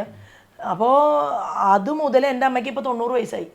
അപ്പോൾ 50 വയസ്സ് മുതൽ എൻ്റെ അമ്മയുടെ അമ്മ ജീവിച്ചിരിക്കുന്നുണ്ട്. അമ്മയ്ക്ക് എല്ലാ കാര്യങ്ങളും അറിയാം, എഴുതാനും വായിക്കാനും ഒന്നും അറിയില്ലെങ്കിലും നാട്ടിൽ നടക്കുന്ന എല്ലാ കാര്യങ്ങളും അറിയാം. എല്ലാ ദിവസവും TV വയ്ക്കാൻ പറയും. എൻ്റെ നേരെ മൂത്ത ചേച്ചിയുണ്ട്. ചേച്ചി തൊഴിലുറപ്പ് പദ്ധതിയുടെ പണിക്കൊക്കെ പോകുന്ന ഒരാളാണ്. അപ്പോൾ ഇപ്പോഴും പക്ഷെ ഇപ്പം ഞാൻ നിർത്തിച്ചു അത്. കാരണം എന്താ വെച്ചാൽ എൻ്റെ അമ്മയ്ക്ക് സുഖമില്ലാതെയായി. അപ്പോൾ ഒറ്റയ്ക്ക് അമ്മയ്ക്ക് നടക്കാൻ പറ്റില്ല, വടി കുത്തിയിട്ടാണ് നടക്കുക. അപ്പോൾ ഞാൻ എവിടെയെങ്കിലും പോയിരിക്കുന്ന സമയത്താണെങ്കിൽ അമ്മ വീണു. പിന്നെ അടുത്ത വീട്ടിലെ ആളുകളെല്ലാം കൂടി അമ്മേനെ ഹോസ്പിറ്റലിൽ പോവുക. ഇവിടെ മുതൽ ഇവിടെ വരെ അമ്മയ്ക്ക് സ്റ്റീലിട്ടു. ഇപ്പോഴല്ല, കുറച്ച് നാൾ മുമ്പ് വലിയ ഓപ്പറേഷൻ കഴിഞ്ഞു. പിന്നെ അമ്മയ്ക്ക് മൂക്കുന്നിടയ്ക്ക് ബ്ലഡ് വരും, പ്രഷർ ഉണ്ടാവാൻ പാടില്ല. എന്നെക്കുറിച്ചൊക്കെ ഞാൻ പറയും ന്യൂസ് കാണുക വേണ്ടാന്ന്. പക്ഷേ ന്യൂസ് വെച്ച് എന്തെങ്കിലുമൊക്കെ കേട്ട് മനസ്സിലാക്കി കഴിഞ്ഞാൽ അപ്പം അമ്മയ്ക്ക് ടെൻഷൻ വരും, പ്രഷർ കൂടും. അപ്പോൾ ഇപ്പോൾ ഞാൻ ആ ചേച്ചിയോട് പറഞ്ഞു, ചേച്ചി ഇനി പണിക്ക് പോകണ്ട, ചേച്ചി അവിടെ നിന്നാൽ മതി, അമ്മയെ നോക്കിയാൽ മതി എന്ന് പറഞ്ഞിട്ട് ചേച്ചിയുടെ കരുതലിലാണ് ഇപ്പം എൻ്റെ അമ്മ സന്തോഷമായിട്ടിരിക്കുന്നത്. പക്ഷേ എനിക്കൊരു നിർബന്ധമുണ്ട്. എൻ്റെ അമ്മ എന്നോട് പറഞ്ഞത്, സുഷമ സ്വരാജ് കേരളത്തിൽ വന്ന സമയത്ത് സുഷമാജി പറഞ്ഞു എനിക്ക് നിന്നെ ഇഷ്ടപ്പെട്ടു. അപ്പോൾ ഞാൻ അന്ന് 17 വയസ്സാണ്. അപ്പോൾ ആ സമയത്താണ് ഞാൻ ആദ്യമായിട്ട് പ്രസംഗം നടത്തുന്നത്. വലിയ സ്റ്റേജാണ്, പക്ഷേ വലിയ സ്റ്റേജാണെന്നൊന്നും പേടിയില്ലാതെ കയറി പ്രസംഗിക്കുന്നു. സുഷമാജിക്ക് അത് ഭയങ്കര ഇഷ്ടം വരുന്നു. സുഷമാജി പറഞ്ഞു ഞാൻ കൊണ്ടുപോട്ടെ എന്ന് ചോദിക്കുകയാണ്. അപ്പോൾ 18 വയസ്സിൽ അന്ന് സുഷമാജിയുടെ കൂടെ പോയിരുന്നെങ്കിൽ ഞാനിപ്പോൾ ഈ പറയുന്ന കാര്യങ്ങളെല്ലാം ഹിന്ദിയിൽ ഫ്ലുവൻ്റായിട്ട് സ്പീച്ച് നടത്തി വലിയ ഉന്നത പദവിയിൽ എനിക്ക് ഇരിക്കാൻ പറ്റുമെന്ന് എനിക്ക് നല്ല ബോധ്യമുണ്ട്. പക്ഷേ എൻ്റെ അമ്മയുടെ നിർബന്ധമാണ് അത് ചെയ്യാൻ പാടില്ല എന്നുള്ളത്. എന്നാലും അമ്മയെ അതിജീവിച്ചുകൊണ്ട് ഞാൻ സേവാവൃത്തിയായിട്ട് പോകാൻ തീരുമാനിച്ചു. സംഘത്തിൻ്റെ തന്നെ മുഴുവൻ സമയം പ്രവർത്തിക്കായിട്ട് പോവുക. വിവാഹമൊന്നും കഴിക്കാതെ ജീവിക്കുന്ന അങ്ങനെ കുറേ ആളുകളുണ്ട് നാട്ടിൽ. അപ്പോൾ അത് പോകാൻ തീരുമാനിച്ചു. പക്ഷേ ആ സമയത്താണ് രാമക്ഷേത്രത്തിൻ്റെ ഇഷ്യൂ വന്ന് സംഘത്തെ നിരോധിക്കുന്നത്. അപ്പോൾ ആ സമയത്ത് 18 വയസ്സ് ഉള്ളൂ. അപ്പോൾ ഞാൻ പറഞ്ഞു ഇനി പ്രീ ഡിഗ്രി കഴിഞ്ഞ് ഞാൻ പഠിക്കുന്നില്ല, ഞാൻ ഇതിൻ്റെ വർക്കിന് വേണ്ടിയിട്ട് മുഴുവൻ സമയം പ്രവർത്തിയായിട്ട് പോവുകയാണെന്ന് പറഞ്ഞ് അങ്ങനെ ആലുവയിൽ തോട്ടക്കാട്ടുകരയിൽ കുട്ടൻചേട്ടൻ എന്ന് പറയുന്ന ഒരു RSSകാരൻ്റെ വീട്ടിൽ വന്ന് ഞാൻ താമസിച്ചു. കയ്യിലുള്ള സാധനങ്ങളെല്ലാം എടുത്ത്. അപ്പം എൻ്റെ മനസ്സിൽ എന്താ വെച്ചാൽ എൻ്റെ വീടിനെ നോക്കാൻ സംഘത്തിൻ്റെ ആളുകളുണ്ടാവും, എനിക്ക് കല്യാണം കഴിക്കേണ്ട, അങ്ങനെ പോയി ജീവിക്കാം എന്നുള്ളൊരു. പക്ഷേ അത് നടന്നില്ല. കാരണം ഈ സംഭവം വന്നതോടുകൂടി സംഘത്തിനെ നിരോധിച്ചു എന്നുള്ളൊരു വാർത്ത വന്നപ്പോൾ മുഴുവൻ സമയ പ്രവർത്തനം ഒന്നും നടക്കാതിരുന്നു. ആ സമയത്ത് എൻ്റെ അമ്മ കരച്ചിലും നിലവിളിയൊക്കെ ആയിട്ട് അമ്മ 2-3 ആളുകളെ കൂട്ടി അന്വേഷിച്ച് വന്ന് അവസാനം ആ സമയത്ത് പെട്ടെന്നൊരു ദിവസം മാരാർജി ഒഴിച്ചിലിന് വേണ്ടി വന്നു. അപ്പോൾ ഒഴിച്ചിലിന് വേണ്ടി വന്ന സമയത്ത് മാരാർജിയെ കാണാൻ വേണ്ടി ഞാൻ പോയി. അപ്പോൾ പോയപ്പോൾ മാരാർജി എന്നെ ഇങ്ങനെ നോക്കിയിട്ട് കണ്ടിട്ട് പറഞ്ഞു, ഇത്ര നല്ലൊരു കുട്ടി, ഞാൻ നല്ല കുട്ടിയാന്നുള്ള അഭിപ്രായം എനിക്കില്ല, എനിക്ക് കാഴ്ചയിലേക്ക് ഞാൻ നല്ല കുട്ടിയാന്നാണ് മാരാർജി പറയുന്നത്. അപ്പോൾ മാരാർജി പറഞ്ഞു, ഇത്രയും നല്ലൊരു മോള് ഈ വയസ്സിൽ പോകാൻ പറ്റില്ല എന്ന് പറഞ്ഞു എന്നോട്. അദ്ദേഹം പറഞ്ഞു, മോൾക്ക് ഞാൻ കാണുന്ന ഒരു ഭാവി എന്ന് പറയുന്നത് വലിയൊരു ഭാവിയാണ്, നന്നായി പ്രസംഗിക്കണമൊക്കെ ചിലപ്പോൾ മാരാർജി കേട്ടിട്ടുണ്ടാവും. അങ്ങനെ ആദ്യമായിട്ട് മാരാർജി കണ്ടു. പിന്നെ പറഞ്ഞു, എൻ്റെ വീട്ടിൽ വരാം, ഒരു ദിവസം വരാം എന്ന് പറഞ്ഞു. അങ്ങനെ മാരാർജി പറഞ്ഞു, ഇപ്പം എന്തായാലും നിരോധനമാണല്ലോ, അപ്പം അമ്മ ഇത്രയും കരഞ്ഞ് നിലവിളിക്കുന്ന സാഹചര്യമല്ലേ, അപ്പം അമ്മയുടെ അടുത്തേക്ക് തിരിച്ചു പോകണം. അപ്പം അമ്മ ഭയങ്കര അഭിമാനിയാണ്. നമ്മുടെ പേടി എന്താണ്, ഇങ്ങനെ ഏതെങ്കിലും നാട്ടിലേക്ക് ഈ കുട്ടി പോയാൽ ഇനിയിപ്പോൾ എങ്ങനെയും പോവോ നഷ്ടപ്പെടുമോ എന്നൊക്കെ ഉണ്ടാവുമല്ലോ. അങ്ങനെ അമ്മയുടെ അതിശക്തമായ നിർബന്ധം കൊണ്ട് തിരിച്ചു വന്നു. അപ്പോൾ തിരിച്ചു വന്നു. പിന്നെ വീണ്ടും ഹിന്ദി പ്രവേശിക, വിശാരദ്, പ്രവീൺ, അതുപോലെ തന്നെ അങ്ങനെയുള്ള കോഴ്സൊക്കെ, ഹിന്ദി കോഴ്സൊക്കെ അന്ന് പഠിച്ചു. അതിപ്പോൾ ഉപകാരമായി. കാരണം ഹിന്ദി ആൾക്കാരുമായിട്ട്, അതെ, ഹിന്ദി ആളുകളുമായിട്ട് സംസാരിക്കാനായിട്ട് അന്ന് പഠിച്ചത് ഉപകാരമായി. അത് കഴിഞ്ഞ് വീണ്ടും മലപ്പുറത്ത് വിവാഹം കഴിച്ച് പോയതിന് ശേഷം ഞാൻ പണ്ഡിറ്റ് കോഴ്സ് അത് കംപ്ലീറ്റ് ചെയ്തു. അപ്പോൾ അതിൽ വേണമെങ്കിൽ ഒരു ഡോക്ടറേറ്റ് എടുക്കായിരുന്നു. പക്ഷേ എന്നെപ്പോലെ ഒരു പാവം ഡോക്ടറേറ്റ് എടുത്തു കഴിഞ്ഞാൽ ഞാൻ എൻ്റെ മക്കളോട് പറയും, നിങ്ങളൊക്കെ വലിയ വലിയ ആൾക്കാരാവും, അമ്മയ്ക്ക് ഇനിയിപ്പോൾ ഡോക്ടറേറ്റ് ഒന്നും വേണ്ട. പക്ഷേ ഹിന്ദി അത്രയും പഠിച്ചു, എനിക്ക് സംസാരിക്കുന്നതിനേക്കാൾ കൂടുതൽ എഴുതുന്ന സമയത്ത് കിട്ടും. ഈ മാരേജ് കഴിഞ്ഞൊന്ന് പറഞ്ഞല്ലോ, മാരേജുമായി ബന്ധപ്പെട്ട കുറേ പ്രശ്നങ്ങൾ ഉണ്ടായാലും എന്താണ് അത്തരം പ്രശ്നങ്ങൾ ഉണ്ടായത്? അല്ല, അങ്ങനെ വേറെ പ്രത്യേകിച്ച് പ്രശ്നങ്ങളൊന്നുമല്ല. ഞാൻ എനിക്ക് ഒരുപാട് ശോഭാ സുരേന്ദ്രൻ എന്ന് പറയുന്ന വ്യക്തിനെ ഈ തലത്തിലേക്ക് എത്തിച്ചത് ആ കല്യാണത്തിന് ശേഷം തന്നെയാണ്. എനിക്ക് ഒരുപാട് സഹായ സഹനങ്ങളും പ്രസംഗങ്ങളും കാര്യങ്ങളും എല്ലാമായിട്ട് അദ്ദേഹം എൻ്റെ പിറകിൽ തന്നെ ഉണ്ടായിരുന്നു. പക്ഷേ കുടുംബവും കുട്ടികൾ നമ്മളോട് എപ്പോഴും അറ്റാച്ച്ഡായിട്ട് നിർത്താൻ പറ്റും. പക്ഷേ കുടുംബത്തെ ഒരുപക്ഷെ നമുക്ക് അത്രയധികം, കാരണം നാട് മാത്രം നോക്കാൻ വേണ്ടിയിട്ട് ഒരു ദിവസം വീട്ടിൽ നിന്ന് പോയി കഴിഞ്ഞാൽ 4 ദിവസം 5 ദിവസം കഴിഞ്ഞ് തിരിച്ചു വരുന്ന ഒരാൾ, ഒരു എന്താ പറയുക, ഉത്തമയായിട്ട് ഭർത്താവിനെ നോക്കി ശുശ്രൂഷിക്കുന്ന ഒരു ഭാര്യയായിട്ട് ഇരിക്കാൻ പറ്റില്ലല്ലോ. അപ്പോൾ അതിൻ്റേതായിട്ടുള്ള ഇതൊക്കെ ഉണ്ട്. അപ്പോൾ അതിനൊന്നും ഞാൻ കൂടുതൽ അതിനെക്കുറിച്ചൊന്നും ചിന്തിച്ച് വേവലാതിപ്പെടുന്നില്ല. കാരണം എനിക്ക് കുടുംബത്തിനേക്കാൾ വലുത് പാർട്ടി തന്നെയാണ്. പാർട്ടി, രാഷ്ട്രം, പാർട്ടി എന്ന് പറയുന്നത് പ്രസ്ഥാനം അത്രയും രാജ്യത്തിന് വേണ്ടി ചെയ്യുന്നുണ്ട് എന്നുള്ളൊരു തോന്നൽ, ആ തോന്നലിൽ നിന്നാണ് ഞാൻ ഇങ്ങനെ കരുത്തോട് കൂടിയിട്ട് നിൽക്കുന്നത്. ഇന്ന് കേരളത്തിൽ പിണറായി വിജയനെ മുൾമുനയിൽ നിർത്തിക്കൊണ്ട് കൃത്യമായി പച്ചയ്ക്ക് വിളിച്ചു പറയുന്ന ഒരേ ഒരു വനിതാ നേതാവ് എന്ന് പറയുന്നത് ശോഭാ സുരേന്ദ്രനാണ്. എന്താണ് പിണറായി വിജയനോട് ഇത്രയധികം ശക്തമായ രൂപത്തിൽ പ്രതികരിക്കാൻ കാരണം? നോക്കൂ, പിണറായി വിജയൻ എന്ന് പറയുന്ന വ്യക്തിയെ കേരളത്തിലെ ജനങ്ങൾ ആകമാനം കണ്ടത്, കമ്മ്യൂണിസ്റ്റ് പാർട്ടിയുടെ സഖാക്കന്മാർ കണ്ടത് എന്താണ്, ഒരു സമൂഹത്തിന് നല്ല രീതിയിൽ കമ്മ്യൂണിസ്റ്റ് പാർട്ടിയെ എത്തിക്കുമെന്നുള്ള ധാരണയാണ് ജനങ്ങൾക്ക് ഉണ്ടായിരുന്നത്. പക്ഷേ ഇത് വെറും ഒരു കപട വിഗ്രഹമായിരുന്നു എന്നുള്ളത് ജനങ്ങൾക്ക് മുഴുവൻ ബോധ്യപ്പെട്ടു. കാരണം കാപഢ്യത്തിൻ്റെ പ്രതീകമാണ് കേരളത്തിൻ്റെ മുഖ്യമന്ത്രി പിണറായി വിജയൻ. ഈവൻ അച്യുതാനന്ദനുള്ള ക്വാളിറ്റി പോലും ഇല്ലാത്ത ഒരാൾ. സ്വന്തം ഇവരൊക്കെ എങ്ങനെയാണ് ഇവരുടെ കുടുംബാംഗങ്ങളെ കൈകാര്യം ചെയ്തത്? ഇവൻ അച്യുതാനന്ദൻ്റെ മകൻ്റെ ഒരു കേസ് കേരളത്തിൽ ചർച്ച ചെയ്യപ്പെട്ട സമയത്ത് പോലും അച്യുതാനന്ദൻ മാധ്യമങ്ങളോട് പറഞ്ഞ എന്താണ്, അവൻ അങ്ങനെ ഒരു തെറ്റ് ചെയ്തിട്ടുണ്ട് എന്ന് നിങ്ങൾക്ക് ബോധ്യമുണ്ടെങ്കിൽ നിങ്ങൾക്ക് അവനെ കൈകാര്യം ചെയ്യാമെന്ന് വിരൽ ചൂണ്ടി സംസാരിക്കാനുള്ള അത്രയും വലിയ ചങ്കൂറ്റം കാണിച്ച ആളാണ് അച്യുതാനന്ദൻ, അല്ലേ?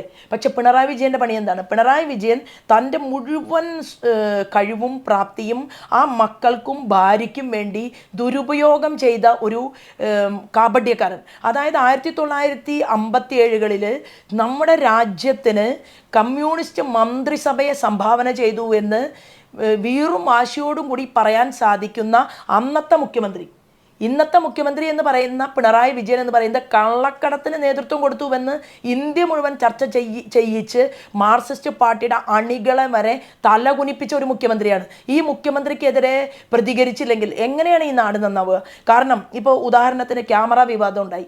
ഈ ക്യാമറ കേസിൽ ജെയിംസ് പാലമറ്റം പറഞ്ഞത് 57 ലക്ഷം രൂപ പോലും വേണ്ട, 47 ലക്ഷത്തിന് ഞാൻ ക്യാമറ വെക്കാം. ഈ മുഖ്യമന്ത്രിയുടെ ആളുകളെ കണ്ടു പറഞ്ഞല്ലോ. AI ക്യാമറയിൽ അമ്മായി, അതായത് മകൻ്റെ അമ്മായിച്ചനെ പേര് പറഞ്ഞിട്ടുള്ളത് ശോഭാ സുരേന്ദ്രനായിരുന്നു. ഞാൻ മുഖ്യമന്ത്രി പിണറായി വിജയന്റെ പിറകിൽ വർഷങ്ങളായിട്ട് ഈ വ്യക്തി ചെയ്യുന്ന അന്യായങ്ങളെ പഠിക്കുകയും പരിശോധിക്കുകയും അത് എത്തിക്കേണ്ട ഇടങ്ങളിൽ എത്തിക്കാൻ പരിശ്രമിക്കുകയും ചെയ്യുന്ന ഒരു സ്ത്രീ ആയതുകൊണ്ടാണ് എനിക്കിത് കണ്ടുപിടിക്കാൻ പറ്റുന്നത്.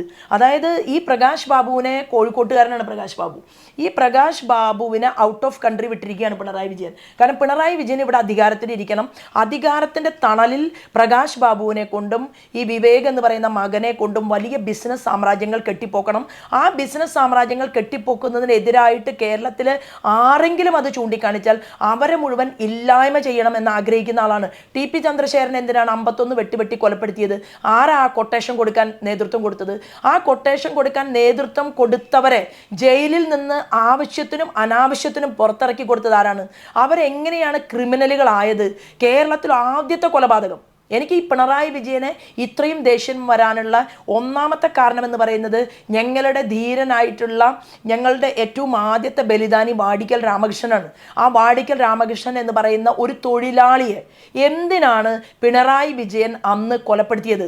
അന്ന് പിണറായി വിജയനാണ് ഈ കൊലപാതകത്തിന് നേതൃത്വം കൊടുത്തത് എന്നറിയാത്തവരായി കണ്ണൂരിൽ ഒരു മാർക്സിസ്റ്റ് പാർട്ടിയുടെ ലീഡർ പോലും ഇല്ല. അപ്പം അന്ന് മുതൽ പിണറായി വിജയൻ എന്ന് പറയുന്ന മനുഷ്യൻ, അത് കഴിഞ്ഞു, ആ മനുഷ്യനെ കൊന്നതിന് ശേഷം മകൻ റമിത്തിനെ കൊന്നില്ലേ? മകൻ വളർന്ന് വലുതായി ആ അമ്മ തയ്യൽ ജോലി, തുന്നൽ ജോലി ചെയ്ത് കിട്ടിയ പൈസ ഉപയോഗിച്ച് മക്കളെ വളർത്തിയെടുത്ത് മകള് പരിപൂർണ ഗർഭിണിയായിട്ട് ഇരിക്കുന്ന സമയത്താണ് മകനെ വെട്ടിക്കീറി കൊലപ്പെടുത്തുന്നത് മാർക്സിസ്റ്റ് പാർട്ടിയുടെ ഗുണ്ടകൾ. ആരാ നേതൃത്വം കൊടുക്കുന്നത്? അതായത് പിണറായിയുടെ പഞ്ചായത്തിലും ആ പ്രദേശത്തും എന്തായിരുന്നു മാർക്സിസ്റ്റ് പാർട്ടി ഞങ്ങളുടെ പ്രവർത്തകരുമായിട്ടുള്ള ഏറ്റുമുട്ടല്? എത്ര ആളുകളുടെ ജീവനാണ് ഇവർ അപഹരിച്ചെടുത്തത്? അപ്പം ഇന്ന് കേരളത്തിൽ കാണുന്ന 300-ലധികം വരുന്ന ബലിദാനികളെ സൃഷ്ടിച്ചതിൻ്റെ ഒരു ഇടനിലക്കാരനാണ് കേരളത്തിന്റെ മുഖ്യമന്ത്രി പിണറായി വിജയൻ. ഈ പിണറായി വിജയൻ എന്ന് പറയുന്നത് ജയസൂര്യൻ സിനിമയിൽ പറഞ്ഞ പോലെ ഒരു പണിക്കാരനാണ്. നിങ്ങൾക്ക് ഈ ജനങ്ങളുടെ പണിക്കാരനായിട്ട് ഇരിക്കാൻ സൗകര്യമില്ലെങ്കിൽ ആ കസേരയിൽ ഇരിക്കാനുള്ള യോഗ്യത പിണറായി വിജയനില്ല. ഞാൻ ഇവിടെ നിന്ന് ആലപ്പുഴ പാർലമെന്റ് മണ്ഡലത്തിൽ നിന്ന് ജയിച്ച് MP ആയാൽ ശോഭാ സുരേന്ദ്രന് കൊമ്പില്ല. ഞാൻ ആലപ്പുഴക്കാരുടെ പണിക്കാരിയാണ്. പണിക്കാരിയായിട്ട് ജോലി ചെയ്യാൻ സൗകര്യമില്ലാത്ത ഒരുത്തനും രാഷ്ട്രീയ പ്രവർത്തനം നടത്തേണ്ട കാര്യമില്ല. അപ്പൊ പിണറായി വിജയൻ മകൻ വിവേകിനെ കൊണ്ട്, മകൻ്റെ അമ്മായി അച്ഛൻ പ്രകാശ് ബാബുവിനെ കൊണ്ട് 47 ലക്ഷം രൂപയ്ക്ക് വെക്കേണ്ട ക്യാമറ 387 ലക്ഷത്തിന് വെപ്പിക്കുമ്പോൾ അൽഹിന്ദ് കമ്പനിക്കാരൻ്റെ അവരുടെ ഓഫീസിൽ ക്യാമറ ഉണ്ടായിരുന്നു. ആ CCTV ക്യാമറയിൽ ഈ പ്രകാശ് ബാബുവിൻ്റെ പടമുണ്ട്. അവരുടെ മിനിറ്റ്സ് ബുക്കിൽ പ്രകാശ് ബാബുവിൻ്റെ ഒപ്പുണ്ട്. അത് ദേശീയ ഏജൻസി അന്വേഷിച്ചു കഴിഞ്ഞാൽ അത് പുറത്തു വരും എന്നുള്ളത് കൊണ്ടാണ് കോൺഗ്രസിൻ്റെ നേതാവ് കോടതിയിൽ പോയത്. എന്തിനാ പോയത്? കോടതിയിലേക്ക് അൽഹിന്ദ് കമ്പനിക്കാരനെയും ജെയിംസ് പാലമറ്റത്തിനെയും മൊഴിയെടുക്കാൻ വേണ്ടി വിളിപ്പിച്ചാൽ പേടിച്ചിട്ട് പറയുമോ? അതായത് ഈ കൊട്ടേഷന് നേതൃത്വം കൊടുക്കുന്ന പിണറായി വിജയനെതിരെ തല ഉയർത്തിപ്പിടിച്ച് നിന്ന് സംസാരിക്കാൻ കേരളത്തിലെ ഈ കമ്പനി നടത്തിപ്പുകാരായിട്ട് മുതലാളിമാർക്ക് തൻ്റെ ഉണ്ടോ? ഇല്ലല്ലോ.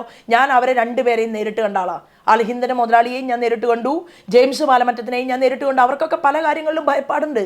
അപ്പോൾ ഞാൻ പറഞ്ഞു വന്നത്, ഇങ്ങനെ ഒരു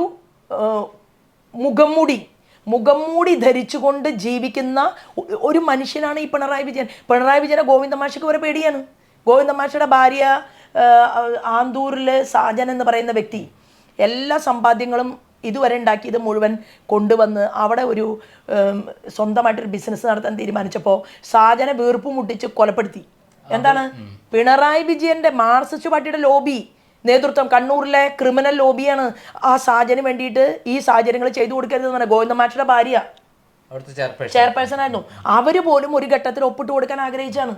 പക്ഷേ അവരെ കൊണ്ടുകൂടി ഒപ്പിടാൻ സമ്മതിക്കാതെ, ഇത് ബൂർഷ എന്നാണ് പറഞ്ഞത്, സാജൻ ബൂർഷയാണ്. പക്ഷേ ക്ലോസറ്റിനെതിരെ സമരം, ട്രാക്ടറിനെതിരെ സമരം, അതുപോലെ മൊബൈൽ ഫോണിനെതിരെ സമരം, കമ്പ്യൂട്ടറിനെതിരെ സമരം, AC-ക്കെതിരെ സമരം. ഇപ്പം എന്തായി പിണറായി വിജയൻ കേരളത്തിലെ ഏതെങ്കിലും ഒരു എയർപോർട്ടിൽ വരുമ്പോൾ പിണറായി വിജയൻ്റെ ഭാര്യ കമല പാൻറ് ജീൻസ് അതെന്ത് വേണമെങ്കിലും ആയിക്കോട്ടെ, പക്ഷെ അത് കേരളത്തിലെ ജനങ്ങളുടെ ചെലവിലാവരുതെന്ന് മാത്രമേ ഞാൻ പറഞ്ഞിട്ടുള്ളൂ. അത് ജനങ്ങളുടെ ചെലവിലാണ് ഇപ്പോൾ എല്ലാവരും ജീവിക്കുന്നത്.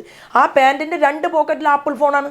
ഇവർക്ക് സ്വകാര്യ വിമാനം വേണം, ഇവർക്ക് AC ശീതീകരിക്കാത്ത കാറ് വേണ്ട, AC മുറി വേണം. ഇപ്പം ഇവർക്ക് ഈ സൗകര്യങ്ങളെല്ലാം വേണം. പക്ഷെ പാവപ്പെട്ട സഖാവിൻ്റെ മക്കൾ ഈ സൗകര്യങ്ങളൊന്നും പാടില്ല. അവൻ എന്നും ചെറ്റക്കുടിലിൽ ജീവിക്കണം. അവൻ +2 കഴിഞ്ഞാൽ പഠിക്കാൻ പാടില്ല.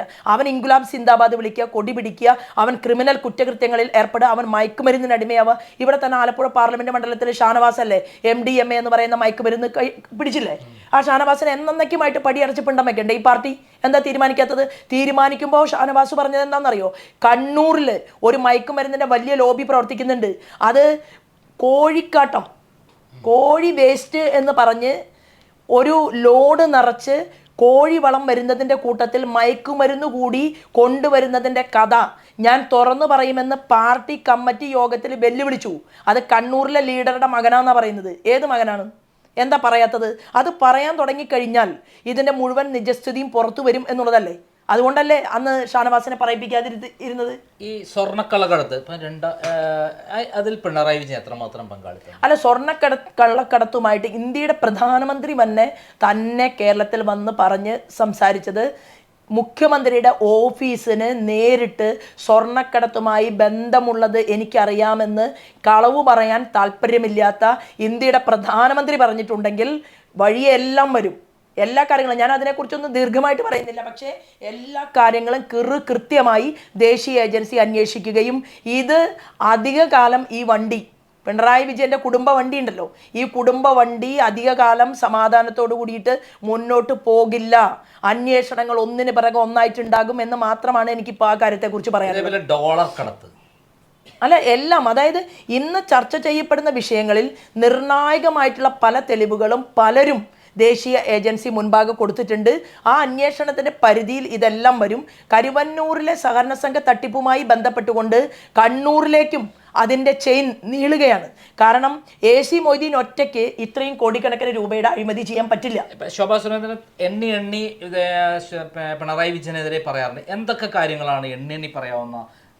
അല്ല, ഞാൻ പ്രേക്ഷകരോടല്ല, ഞാൻ പറയുന്നത് ഇവിടുത്തെ ദേശീയ ഏജൻസി മുൻപാകെ നിരവധിയായിട്ടുള്ള കാര്യങ്ങൾ എത്തിക്കാൻ എനിക്ക് സാധിച്ചിട്ടുണ്ട്. എത്തിച്ചതിൻ്റെ റിസൾട്ടും ഉണ്ടായിട്ടുണ്ട്. കരുവന്നൂർ സഹകരണ സംഘ തട്ടിപ്പുമായി ബന്ധപ്പെട്ടുകൊണ്ട് 3 വർഷത്തെ അവിടുത്തെ മാർക്സിസ്റ്റ് പാർട്ടിയുടെ സഖാക്കളുടെയും എൻ്റെയും അധ്വാനം കൊണ്ട് അവിടെ പലരെയും ചോദ്യം ചെയ്യിക്കാനും ഈ കേസിനെ ഇതുവരേക്ക് എത്തിക്കാനും നിങ്ങളുടെ സഹോദരിയായിട്ടുള്ള എനിക്ക് കൂടി സാധിച്ചിട്ടുണ്ട്. അതിൻ്റെ എല്ലാ ഭീഷണികളും അതിൻ്റെ എല്ലാ എതിർപ്പുകളും അതിജീവിച്ചുകൊണ്ട് തന്നെയാണ് ഞാൻ ഓരോ സമയത്തും ഡൽഹിയിൽ പോയി ദേശീയ ഏജൻസിയുടെ വലിയ ഉദ്യോഗസ്ഥന്മാരുമായിട്ട് സംസാരിക്കാനും എനിക്കറിയാവുന്ന കാര്യങ്ങളെല്ലാം അവരെ ധരിപ്പിക്കാനും എനിക്ക് സാധിച്ചിട്ടുള്ളത്. ഇപ്പോഴും ചില ആളുകളെല്ലാം അങ്ങനെ ഞങ്ങൾ വരില്ല, ഞങ്ങൾ ED ചോദ്യം ചെയ്താൽ ഞങ്ങളെ EDയെ വിട്ട് പേടിപ്പിക്കേണ്ട, ഭീഷണിപ്പെടുത്തേണ്ട എന്നൊക്കെ പറഞ്ഞു. ഞാനൊരു സ്റ്റേറ്റ്മെൻറ്റ് പറഞ്ഞിരുന്നു. ED എന്ന് പറഞ്ഞാൽ BJPക്കാരുടെ അമ്മായിയുടെ മകനല്ല, അമ്മാമൻ്റെ മകനല്ല എന്ന് ഞാൻ പറഞ്ഞിരുന്നു. EDയുടെ പണിയെടുക്കണം. EDയുടെ ഉദ്യോഗസ്ഥന്മാർക്ക് ആരാ ശമ്പളം കൊടുക്കുന്നത്? അത് ഈ രാജ്യത്തിൻ്റെ പൊതുമുതലാണ്. അപ്പോൾ ഈ രാജ്യത്തിൻ്റെ പൊതുമുതൽ ഉപയോഗിച്ചുകൊണ്ട് EDയുടെ ഉദ്യോഗസ്ഥന്മാർ അവർക്ക് ആവശ്യമായിട്ടുള്ള രീതിയിൽ നിഷ്പക്ഷമായി തന്നെ ഇവിടെ തെറ്റ് ചെയ്തവരെ കണ്ടുപിടിക്കുമെന്നുള്ള ഉത്തമ ബോധ്യത്തോടു കൂടി തന്നെയാണ് ഈ പോരാട്ടങ്ങൾക്കെല്ലാം നേതൃത്വം കൊടുക്കുന്നത്. ആ പോരാട്ടത്തിന് നേതൃത്വം കൊടുക്കുന്നത് കൊണ്ട് തന്നെയാണ് ആലപ്പുഴ പാർലമെൻറ്റ് മണ്ഡലത്തിൽ മറ്റൊരു സ്ഥാനാർത്ഥിക്കും ഇല്ലാത്ത ശത്രുക്കൾ ശോഭാ സുരേന്ദ്രൻ്റെ മുന്നിൽ വന്ന് നിൽക്കുന്നത് എന്നുള്ള ബോധ്യവും എനിക്കുണ്ട്. എനിക്കിതൊന്നും പേടിയില്ല. കാരണം ഇരുട്ട് നിറഞ്ഞ ഒരു നാട്ടിൽ ഒരു ഇരുട്ട് നിറഞ്ഞ ഒരു സമൂഹം എന്ന് പറയുന്ന ഞാൻ ഉൾപ്പെടെയുള്ള ആ ഇരുട്ട് നിറഞ്ഞ ഇടത്തിൽ നിന്ന് ഇത്രയും വെളിച്ചത്തിലേക്ക് എത്തിപ്പെടാനും ഒരു കഠിനയാതന അനുഭവിച്ച് ഒരു പാർട്ടിയുടെ അഖിലേന്ത്യാ തലത്തിൽ നരേന്ദ്രമോദിജിയോടൊപ്പം കഴിഞ്ഞ 5-8 വർഷമായിട്ട് പ്രവർത്തിക്കാനും അതുപോലെ തന്നെ സൗത്ത് ഇന്ത്യയുടെ മുഴുവൻ ചുമതലയും എൻ്റെ കയ്യിൽ ഏൽപ്പിച്ചു തരാനും അമിത്ഷാജിക്ക് ഉൾപ്പെടെ വിശ്വാസമുണ്ടായിട്ടുണ്ടെങ്കിൽ ആ ഒരു സാഹചര്യത്തിലേക്ക് പോകാൻ സാധിച്ചിട്ടുണ്ടെങ്കിൽ ഈ കള്ളന്മാരെ ഒരു വഴിക്കാക്കിയിട്ടേ ഞാൻ മുന്നോട്ട് ഇനി ഈ പരിപാടി നിർത്തൂ എന്നുള്ളത് ഞാൻ മാധ്യമ സുഹൃത്തുക്കളുടെ മുന്നിൽ വിളിച്ചു പറഞ്ഞിട്ടുള്ളതാണ്. അതിന് ഞാൻ ഇങ്ങനെയും പറഞ്ഞിട്ടുണ്ട്, എന്നെ ഭീഷണിപ്പെടുത്താൻ ആളെ വിട്ടിട്ട് കാര്യമില്ല. എനിക്ക് പ്രോത്സാഹനം നൽകാനും പണം നൽകാനും ആവശ്യപ്പെട്ട ആരും വന്നിട്ട് കാര്യമില്ല. ഞാൻ ജീവിച്ചിരിക്കുന്നുണ്ടെങ്കിൽ ഒന്നുകിൽ നിങ്ങൾ എന്നെ കൊല്ലണം. ഞാൻ ജീവനോടുകൂടി ഉണ്ടെങ്കിൽ ഈ കേരളത്തെ കൊള്ളയടിച്ച പാവപ്പെട്ടവൻ്റെ സ്വത്ത് അപഹരിച്ചെടുത്തവരെ ഒരു വഴിക്കാക്കിയിട്ട് ഞാൻ നിർത്തൂ. അതിന് പല അണിയറയിൽ എനിക്കെതിരെയായിട്ടുള്ള പല പണികളും നടക്കുന്നുണ്ട്. ആ നടന്നതിൻ്റെയും ഒരു ഇരയായിട്ട് മാറിയിട്ടുള്ള ഒരു വ്യക്തിയാണ് ഞാൻ. അതായത് ശോഭാ സുരേന്ദ്രൻ അന്നു മുതൽ ഇന്ന് വരെ ഫൈറ്റ് ചെയ്യുന്നുണ്ട്, വളരെ ശക്തമായി ഫൈറ്റ് ചെയ്യുന്നുണ്ട്. കേരളത്തിലെ ജനതയ്ക്ക് മുഴുവൻ അറിവുള്ളതാണ്, ജനങ്ങളുടെ സപ്പോർട്ട് ഉണ്ട് എന്നുള്ളത് നമുക്ക് എല്ലാവർക്കും അറിയാം. പക്ഷേ വർഷങ്ങളായിട്ട് നിൽക്കുന്ന ലാവ്ലിംഗീസ് ഞാനാണ് പുറത്തു കൊണ്ടുവന്നത് 2005 പുറത്തു കൊണ്ടുവന്നതാണ്. അതിൻ്റെ പേരിൽ എന്നെ TP ചന്ദ്രശേഖരന് മുമ്പ് കൊല്ലാൻ വേണ്ടി കൊട്ടേഷൻ കൊടുത്തായിരുന്നു. അതിന് ശേഷം ഉണ്ടായിട്ടുള്ള കേസുകളെല്ലാം തന്നെ ഉണ്ടായിട്ടും പിണറായി വിജയൻ്റെ രോമം തൊടാൻ പോലും കേന്ദ്ര ഗവൺമെൻറ് തയ്യാറായിട്ടില്ല. എന്തുകൊണ്ടാണ്? അല്ല, അത് താങ്കളുടെ ഒരു കാഴ്ചപ്പാടാണ്. പിണറായി വിജയനെ മൊത്തത്തിൽ തൊടാനാ പോകുന്നത്. പിണറായി വിജയൻ ആലില് പോലെ വിറച്ചിട്ടാണ് പിരിക്കുന്നത്. മൊത്തത്തിൽ അദ്ദേഹത്തെ തൊടാൻ പോവുകയാണ്. വീണ, ഞാൻ പറയുന്നു മിസ്റ്റർ പിണറായി വിജയൻ, വീണയെ ചോദ്യം ചെയ്യും, വിളിപ്പിക്കും. കമല വയസ്സുകാലത്ത് കമലയുടെ ചോദ്യം ചെയ്യലിന് വിധേയയാക്കപ്പെടും. ഒരു തർക്കവും വേണ്ട. നിങ്ങളുടെ മകനെ വിളിപ്പിക്കും. നിങ്ങളുടെ മകൻ ക്യാമറ വിവാദവുമായി ബന്ധപ്പെട്ടുകൊണ്ട് അറിയപ്പെടുന്ന ഒരു വലിയ വമ്പൻ മുതലാളിയുടെ വീട്ടിലാണ് നിങ്ങളുടെ മകൻ രക്ഷപ്പെടാനുള്ള ചർച്ചകൾ നടത്തിയത്. ആ ചർച്ചകൾ നടത്തിയതിൻ്റെ ഉൾപ്പെടെയുള്ള കിട്ടിയ വിവരങ്ങൾ അത് ദേശീയ ഏജൻസി മുമ്പാകെ കൈമാറിയിട്ടുണ്ട്. നിങ്ങൾ എന്തിനാണ് ഇത്രയും വിദേശ യാത്രകൾ നടത്തുന്നത്? എന്താ കിട്ടിയത് കേരളത്തിലേക്ക്? തമിഴ്നാട്ടുകാരന് കിട്ടിയിട്ടുള്ള ബിസിനസ് ഇൻവെസ്റ്റ്മെൻറ്റ് കേരളത്തിൽ വന്നോ? ഇല്ല. ആന്ധ്രക്കാരനും കർണാടകക്കാരനും ഒക്കെ രാഷ്ട്രീയം മാറ്റിവെച്ചുകൊണ്ട് ഇവിടെ ജനങ്ങളുടെ ഇൻവെസ്റ്റ്മെൻറ്റ് കൊണ്ടുവരുന്ന സമയത്ത് കേരളത്തിലുള്ള വ്യവസായ പ്രമുഖന്മാർ മുഴുവൻ ഈ നാട് രക്ഷപ്പെടില്ല എന്ന് വിധി എഴുതിക്കൊണ്ട് അവർ പുറം നാടുകളിലേക്ക് ചേക്കേറുകയാണ്. എന്തുണ്ടാക്കാനാണ് പിണറായി വിജയനും കമലയിടത്തെയും കൂടിയിട്ട് ഈ കറങ്ങി നടന്നത്? ഇത്രയും ലക്ഷക്കണക്കിന് രൂപ, കോടിക്കണക്കിന് രൂപ ചെലവഴിച്ചുകൊണ്ട് നിങ്ങൾ പോകുന്നത് നിങ്ങളുടെ മക്കളുടെ ബിസിനസ് സാമ്രാജ്യത്തെ വർദ്ധിപ്പിക്കാൻ വേണ്ടിയിട്ടാണ്. ആ ബിസിനസ് സാമ്രാജ്യത്തെ വർദ്ധിപ്പിക്കാൻ വേണ്ടി നിങ്ങൾ നടത്തുന്ന ഓരോ കരുനീക്കങ്ങളും ദേശീയ ഏജൻസി മുൻപാകം നിങ്ങൾ എണ്ണി പറയേണ്ട ഒരു സാഹചര്യം ഉണ്ടാകും. അതിന് നിങ്ങൾ ആരെ വിലക്കെടുത്തിട്ടും കാര്യമില്ല എന്ന് ഈ സമയത്ത് ഞാൻ പറയാൻ ആഗ്രഹിക്കുന്നു. നിങ്ങൾ എന്നെ തകർക്കാൻ, അതായത് പിണറായി വിജയന്റെയും അതുപോലെ തന്നെ ചില ലോബികളുടെയും പ്രവർത്തന ഫലമായിട്ട് കഴക്കൂട്ടം തെരഞ്ഞെടുപ്പ് സമയത്ത് ഒരു റോഡ് സൈഡിൽ 20 ലക്ഷം രൂപ വില വരുന്ന ഒരു ഭൂമി എനിക്കുണ്ട് എന്ന് പറഞ്ഞ് ക്രൈമിന് നിങ്ങളൊരു കള്ള ആധാരം, ഡ്യൂപ്ലിക്കേറ്റ് ആധാരത്തിന്റെ കോപ്പി ഉണ്ടാക്കി ക്രൈമിന്റെ ഇദ്ദേഹത്തിന് ശ്രീമാൻ നന്ദകുമാറിനെ നിങ്ങളെ ഏൽപ്പിച്ചു. അദ്ദേഹം കിട്ടിയ വാർത്ത, ആ വാർത്ത അദ്ദേഹം ചെയ്തു. ഞാനിപ്പോൾ പറഞ്ഞു, ആ 20 ലക്ഷം രൂപ വില വരുന്ന ഒരു ഭൂമി എനിക്കുണ്ടെങ്കിൽ ഞാനത് ഒറ്റയ്ക്ക് സ്വന്തമായിട്ട് കൊടുക്കാമെന്ന് പറഞ്ഞു. എന്നിട്ട് എനിക്ക് വിറ്റിട്ട് എന്ത് തന്നാൽ മതി? കുറച്ച് കാശ് തന്നാൽ മതി. എനിക്ക് എന്തായാലും ഇല്ലല്ലോ. ദേശീയ പാതയോരത്ത് എനിക്ക് അങ്ങനെ ഒരു ഭൂമിയില്ല. അങ്ങനെ ഒരു വാർത്തയുണ്ടായി. എനിക്ക് നിങ്ങൾ 100-110 കഷ്ണങ്ങൾ കട്ട് ചെയ്ത് ചേർത്തുകൊണ്ട് പിണറായി വിജയനെ കള്ളക്കടത്തിൽ സഹായിച്ചിട്ടുള്ള പാലക്കാട്ടുകാരൻ ഐസക്കിനെ ഞാൻ ജീവിതത്തിൽ ഒരിക്കൽ പോലും കണ്ടിട്ടില്ല. ഞാൻ ഇതുവരെ ഈ ഐസക്ക് എന്നോട് സംസാരിച്ചിട്ടില്ല. ഞാൻ ഐസക്കിനെയും കണ്ടിട്ടില്ല. ഐസക്ക് ഒരു ശബ്ദം റെക്കോർഡ് ചെയ്തു. ആ റെക്കോർഡ് ചെയ്തിട്ടുള്ള ഐസക്കിൻ്റെ ശബ്ദത്തിൽ എൻ്റെ ശബ്ദത്തെ കൂട്ടിച്ചേർത്തുകൊണ്ട് ക്രൈമിനെ ഏൽപ്പിച്ചു അന്ന് കഴക്കൂട്ടം തെരഞ്ഞെടുപ്പിന് മുമ്പ്. അത് കഴിഞ്ഞ് ഐസക്കിനെ കാണാൻ വേണ്ടിയിട്ട് പാലക്കാടിലുള്ള BJPയുടെയും സംഘസ്വയംസേവകന്മാരും പോയ സമയത്ത് ഐസക്ക് പറഞ്ഞ എന്താണ്? ഇത് ഒരു വ്യക്തി ഉണ്ടാക്കി കൊടുക്കാൻ പറഞ്ഞു, ഞാൻ ഉണ്ടാക്കി കൊടുത്തു, ഞാൻ ഫേസ്ബുക്കിൽ പോസ്റ്റ് ഇടാമെന്ന് പറഞ്ഞ് ഐസക്ക് തെറ്റുപറ്റിപ്പോയി എന്ന് പറഞ്ഞ് ഫേസ്ബുക്കിൽ പോസ്റ്റ് ഇട്ടു. ഫേസ്ബുക്കിൽ ഐസക്ക് പോസ്റ്റ് ഇട്ടാൽ ക്രൈമിൽ വന്ന വാർത്ത ലക്ഷക്കണക്കിന് ആളുകളാണെന്ന് കണ്ടത് അല്ലേ? അത്രയും ആളുകൾ കണ്ടപ്പോൾ അന്ന് ഞാൻ അനുഭവിച്ച വേദനയുണ്ട്. എൻ്റെ തറവാട് വന്ന് കാണാൻ ഞാൻ പറഞ്ഞു ശ്രീമാൻ നന്ദകുമാറിനോട്. എൻ്റെ അമ്മയെ കാണാൻ പറഞ്ഞു. ഒരു 800 സ്ക്വയർ ഫീറ്റ് വീട്ടിലാണ് എൻ്റെ 90 വയസ്സ് കഴിഞ്ഞ അമ്മ ജീവിക്കുന്നത്. എൻ്റെ ചേച്ചി കൂലിപ്പണിക്ക് പോവാണ്. അവരെ മുഴുവൻ കാണാൻ പറഞ്ഞു. എൻ്റെ മക്കൾ HR MBA കഴിഞ്ഞ കുട്ടിയുണ്ട് എൻ്റെ വീട്ടിൽ. എൻ്റെ ബന്ധുവിന്, എൻ്റെ ചേട്ടൻ്റെ മകന് ഒരു ജോലി ഞാൻ ഒരാളുടെ കാലം പിടിച്ച് റെക്കമെൻഡ് ചെയ്ത് വാങ്ങി കൊടുത്തിട്ടില്ല. എൻ്റെ മകൻ MSc മാത്സ് കഴിഞ്ഞൊരു കുട്ടിയുണ്ട്, അവനൊരു ജോലി വാങ്ങി കൊടുത്തിട്ടില്ല. എൻ്റെ കുടുംബത്തിൽ ഒരാൾക്കും എന്നെ കൊണ്ട് ഒരു ഉപകാരവും കിട്ടിയിട്ടില്ല. ഞാൻ പറഞ്ഞു, നന്ദേട്ടനൊന്ന് ചെല്ലൂ, എൻ്റെ വീട്ടിൽ പോവും, അവിടെ എൻ്റെ ബന്ധുക്കളോട് ചോദിക്കും ഞാൻ എന്താണ് വീട്ടുകാർക്ക് വേണ്ടി ചെയ്തിട്ടുള്ളത്. ഒരു കാര്യം ചെയ്തിട്ടില്ല. എൻ്റെ 2 മക്കളുണ്ടായി. ഈ 2 മക്കൾക്ക് ഒരു സീറ്റിന് വേണ്ടിയിട്ടോ ഒരു ജോലിക്ക് വേണ്ടിയിട്ടോ എനിക്ക് ആരുടെ മുന്നിലും തലകുനിക്കേണ്ട അവസ്ഥ എൻ്റെ ഈശ്വരൻ വരുത്തിയില്ല. എൻ്റെ സുപ്രീം കോടതി എന്ന് പറയുന്നത് ഗുരുവായൂരപ്പനാണ്. ആ ഗുരുവായൂരപ്പനാണ് എൻ്റെ ജീവിതം തീരുമാനിക്കുന്നതെന്ന് വിശ്വസിക്കുന്ന ഒരാളാണ് ഞാൻ. അതിൽ എൻ്റെ 2 കുട്ടികൾ, എനിക്ക് അഭിമാനമുണ്ട്. കാരണം ഇന്ത്യയിലെ 3 കുട്ടികളിൽ ഒരാളായിട്ടാണ് എൻ്റെ മൂത്ത മകൻ മാറിയത്. ഡൽഹി IITയിൽ 6ാം റാങ്കാണ് അവന് കിട്ടിയത്. അത് കഴിഞ്ഞ് അവൻ ജർമ്മനിയിൽ ഒരു ലെക്ചറായിട്ട് ജോലി ചെയ്തു. 18 വയസ്സ് മുതൽ ആ കുട്ടിക്ക് കിട്ടിയ പൈസകൾ മുഴുവൻ ഉപയോഗിക്കാൻ ഭാഗ്യം കിട്ടി. ഇന്ന് ചെറുപ്പക്കാരങ്ങനെ കൊടുക്കുമോ? അമ്മമാർക്ക് സമ്പാദിച്ച പൈസ മുഴുവൻ അമ്മയ്ക്ക് ചെലവഴിക്കാൻ കൊടുക്കുമോ? എല്ലാം അമ്മയ്ക്ക് തന്നൊരു മകനാണ്. ഈവൻ അമ്മയ്ക്ക് മാനസികമായിട്ട് വ്യക്തിപരമായിട്ടൊരു ദുഃഖം ഉണ്ടാവുന്ന സമയത്ത് പോലും ഞാൻ എൻ്റെ മോനോട് അമ്മയുടെ കൂടെ നിൽക്കണം, കാരണം അമ്മ ഇങ്ങനെയാണ് എന്ന് പറഞ്ഞാൽ അത് പഠിച്ച് പരിശോധിച്ച് നോക്കിയിട്ട് അമ്മ ശരിയാണ് എന്ന് ബോധ്യം വരുന്ന 2 കുട്ടികൾ. ഒരാൾ നാഷണൽ ഫുട്ബോൾ പ്ലെയർ ആയിരുന്നു, അയാൾ എൻ്റെ സ്വഭാവമാണ്. കാരണം അയാൾ പറയുന്നത് 100-ൽ 100 മാർക്ക് വാങ്ങലല്ല. യദുലാൽ കൃഷ്ണ എന്നാണ് അവൻ്റെ പേര്. അവൻ പറയുന്നത് ചേട്ടൻ നന്നായി പഠിച്ചിട്ടുണ്ടല്ലോ, ചേട്ടൻ ഇപ്പോൾ അമേരിക്കയിലുള്ളത്. കാരണം പബ്ലിക് പോളിസി പഠിക്കാൻ ശശി തരൂരിന് ശേഷം അവസരം കിട്ടിയിട്ടുള്ള ഒരു കുട്ടിയാണ്, ശാസ്ത്രജ്ഞനാണ്, സയൻറ്റിസ്റ്റാണ്. അപ്പോൾ ഈ കുട്ടി പറഞ്ഞത് അമ്മയ്ക്ക് ഇടയ്ക്ക് കാണാൻ ഒരു മകൻ വേണ്ടേ, അപ്പോൾ അതുകൊണ്ട് 100-ൽ 96 മാർക്ക് കിട്ടിയിട്ട് ഞാൻ പറയും, മോനെ എന്താ മോൻ ചേട്ടൻ്റെ എന്ത് സ്കൂൾ ഫസ്റ്റ് ആവാഞ്ഞെന്ന് ചോദിക്കുമ്പോൾ അവൻ പറയും, ചന്ദ്രൻ്റെ സമയത്തും സൂര്യൻ്റെ സമയത്ത് അമ്മ പ്രകാശിക്കാൻ പറ്റുള്ളൂ എന്ന് പറഞ്ഞ് എന്നെ ഇരുത്തിയിട്ടുള്ള മകനാണ്. അപ്പോൾ എനിക്ക് അവനെക്കുറിച്ച് ആലോചിക്കുമ്പോൾ ഇടയ്ക്ക് ഭയങ്കര തമാശയാണ് തോന്നുക. കാരണം ചെറുപ്പത്തിൽ തന്നെ വീട്ടിൽ എന്തെങ്കിലും ഒരു സാധനം വാങ്ങി വെച്ചിട്ടുണ്ടെങ്കിൽ അതെല്ലാം കൊണ്ടുപോയി ഒരു 12ഓളം കൂട്ടുകാരുണ്ടാവും. അപ്പം ഞാൻ ഇന്ന് വാങ്ങിയ സാധനം നാളെ കാണില്ല. അപ്പം യദു പറയും അതിനെന്താണ്, യദു കഴിച്ചാലും അവർ കഴിച്ചാലും ഒരുപോലെയല്ലേ. യദു എന്നെ മര്യാദയ്ക്ക് ബുദ്ധിമുട്ടിച്ചിട്ടുള്ള ആളാണ്. യദുവിനൊരു ഷർട്ട് വാങ്ങിക്കൊടുത്താൽ യദുവിൻ്റെ ഷർട്ട് പിന്നെ കാണില്ല. പിന്നെ ഏതെങ്കിലും കുട്ടി അവിടെ മൂക്കുതലയിൽ ആ ഗ്രാമത്തിലിട്ട് നടക്കുന്നുണ്ടാവും. അപ്പോൾ ഞാൻ ചോദിക്കും, കുട്ടാ നീ ഇത് വേറെ വാങ്ങണ്ടേ? അപ്പോൾ അമ്മ വേറെ മേടിച്ചോളൂ, നമ്മുടെ കയ്യിൽ പൈസ ഇല്ലേ, അമ്മ വേറെ മേടിക്കണം. അപ്പോൾ എനിക്ക് സന്തോഷം എന്ന് പറയാനുള്ളത്, ഒരുപാട് ദുരന്തങ്ങളും ദുഃഖങ്ങളും ഒക്കെ ഉണ്ടായി, അതിലൂടെയൊക്കെ ഞാൻ കടന്നു പോയിട്ടുണ്ട്, പലരും വേട്ടയാടിയിട്ടുണ്ട്. പക്ഷേ ഞാൻ ഹാപ്പിയാണ്. കാരണം എനിക്ക് എന്നെ അമ്മ എന്ന് വിളിക്കാൻ 42 കുട്ടികൾ, ഒരു കുട്ടിയെ ഇപ്പോൾ കിട്ടിയിട്ടുണ്ട് ഇവിടെ നിന്ന്. ആലപ്പുഴ പാർലമെൻറ്റ് മണ്ഡലത്തിൽ നിന്ന് സുന്ദരം ഫിനാൻസ് ജപ്തി ചെയ്തിട്ടുള്ള ഒരു പെൺകുട്ടി, 24 വയസ്സുള്ള പെൺകുട്ടി, ഞാൻ മരിക്കണോ ജീവിക്കണോ എന്ന് ചോദിച്ചാൽ എന്നെ കാണാൻ വന്നു. ഞാൻ ചോദിച്ചു, മോൾക്ക് അമ്മയുണ്ട് അച്ഛനുണ്ട്, മരിക്കാൻ പറ്റില്ല, മോളെ ഞാൻ നോക്കും, ഞാൻ ഏറ്റെടുക്കുകയാണ്. ഞാൻ ഈ തെരഞ്ഞെടുപ്പിൻ്റെ ഇടയിൽ ആ മോൾക്ക് കൈ കൊടുത്തു, അവളെ ഏറ്റെടുത്തിട്ടുണ്ട്. പക്ഷേ കോഡ് ഓഫ് കോണ്ടക്റ്റ് ഉള്ളത് കൊണ്ട് മാത്രം അവൾക്കൊരു വീട് കൊടുക്കാൻ എനിക്കിപ്പോൾ പറ്റില്ല. ഞാൻ എല്ലാവർക്കും വീട് കൊടുക്കും ജയിച്ച് MP ആയി കഴിഞ്ഞാൽ. അപ്പോൾ അതിൽ ഒന്നാമത്തെ പേരുകാരി ആ കുട്ടിയാണ്. രണ്ടാമത്തെ പേര് ആരിഫിൻ്റെ വീടിൻ്റെ തൊട്ടടുത്തുള്ള ഒരു സ്ത്രീയാണ്. അവർക്കുള്ളത് ചെറിയൊരു ഭൂമിയാണ്.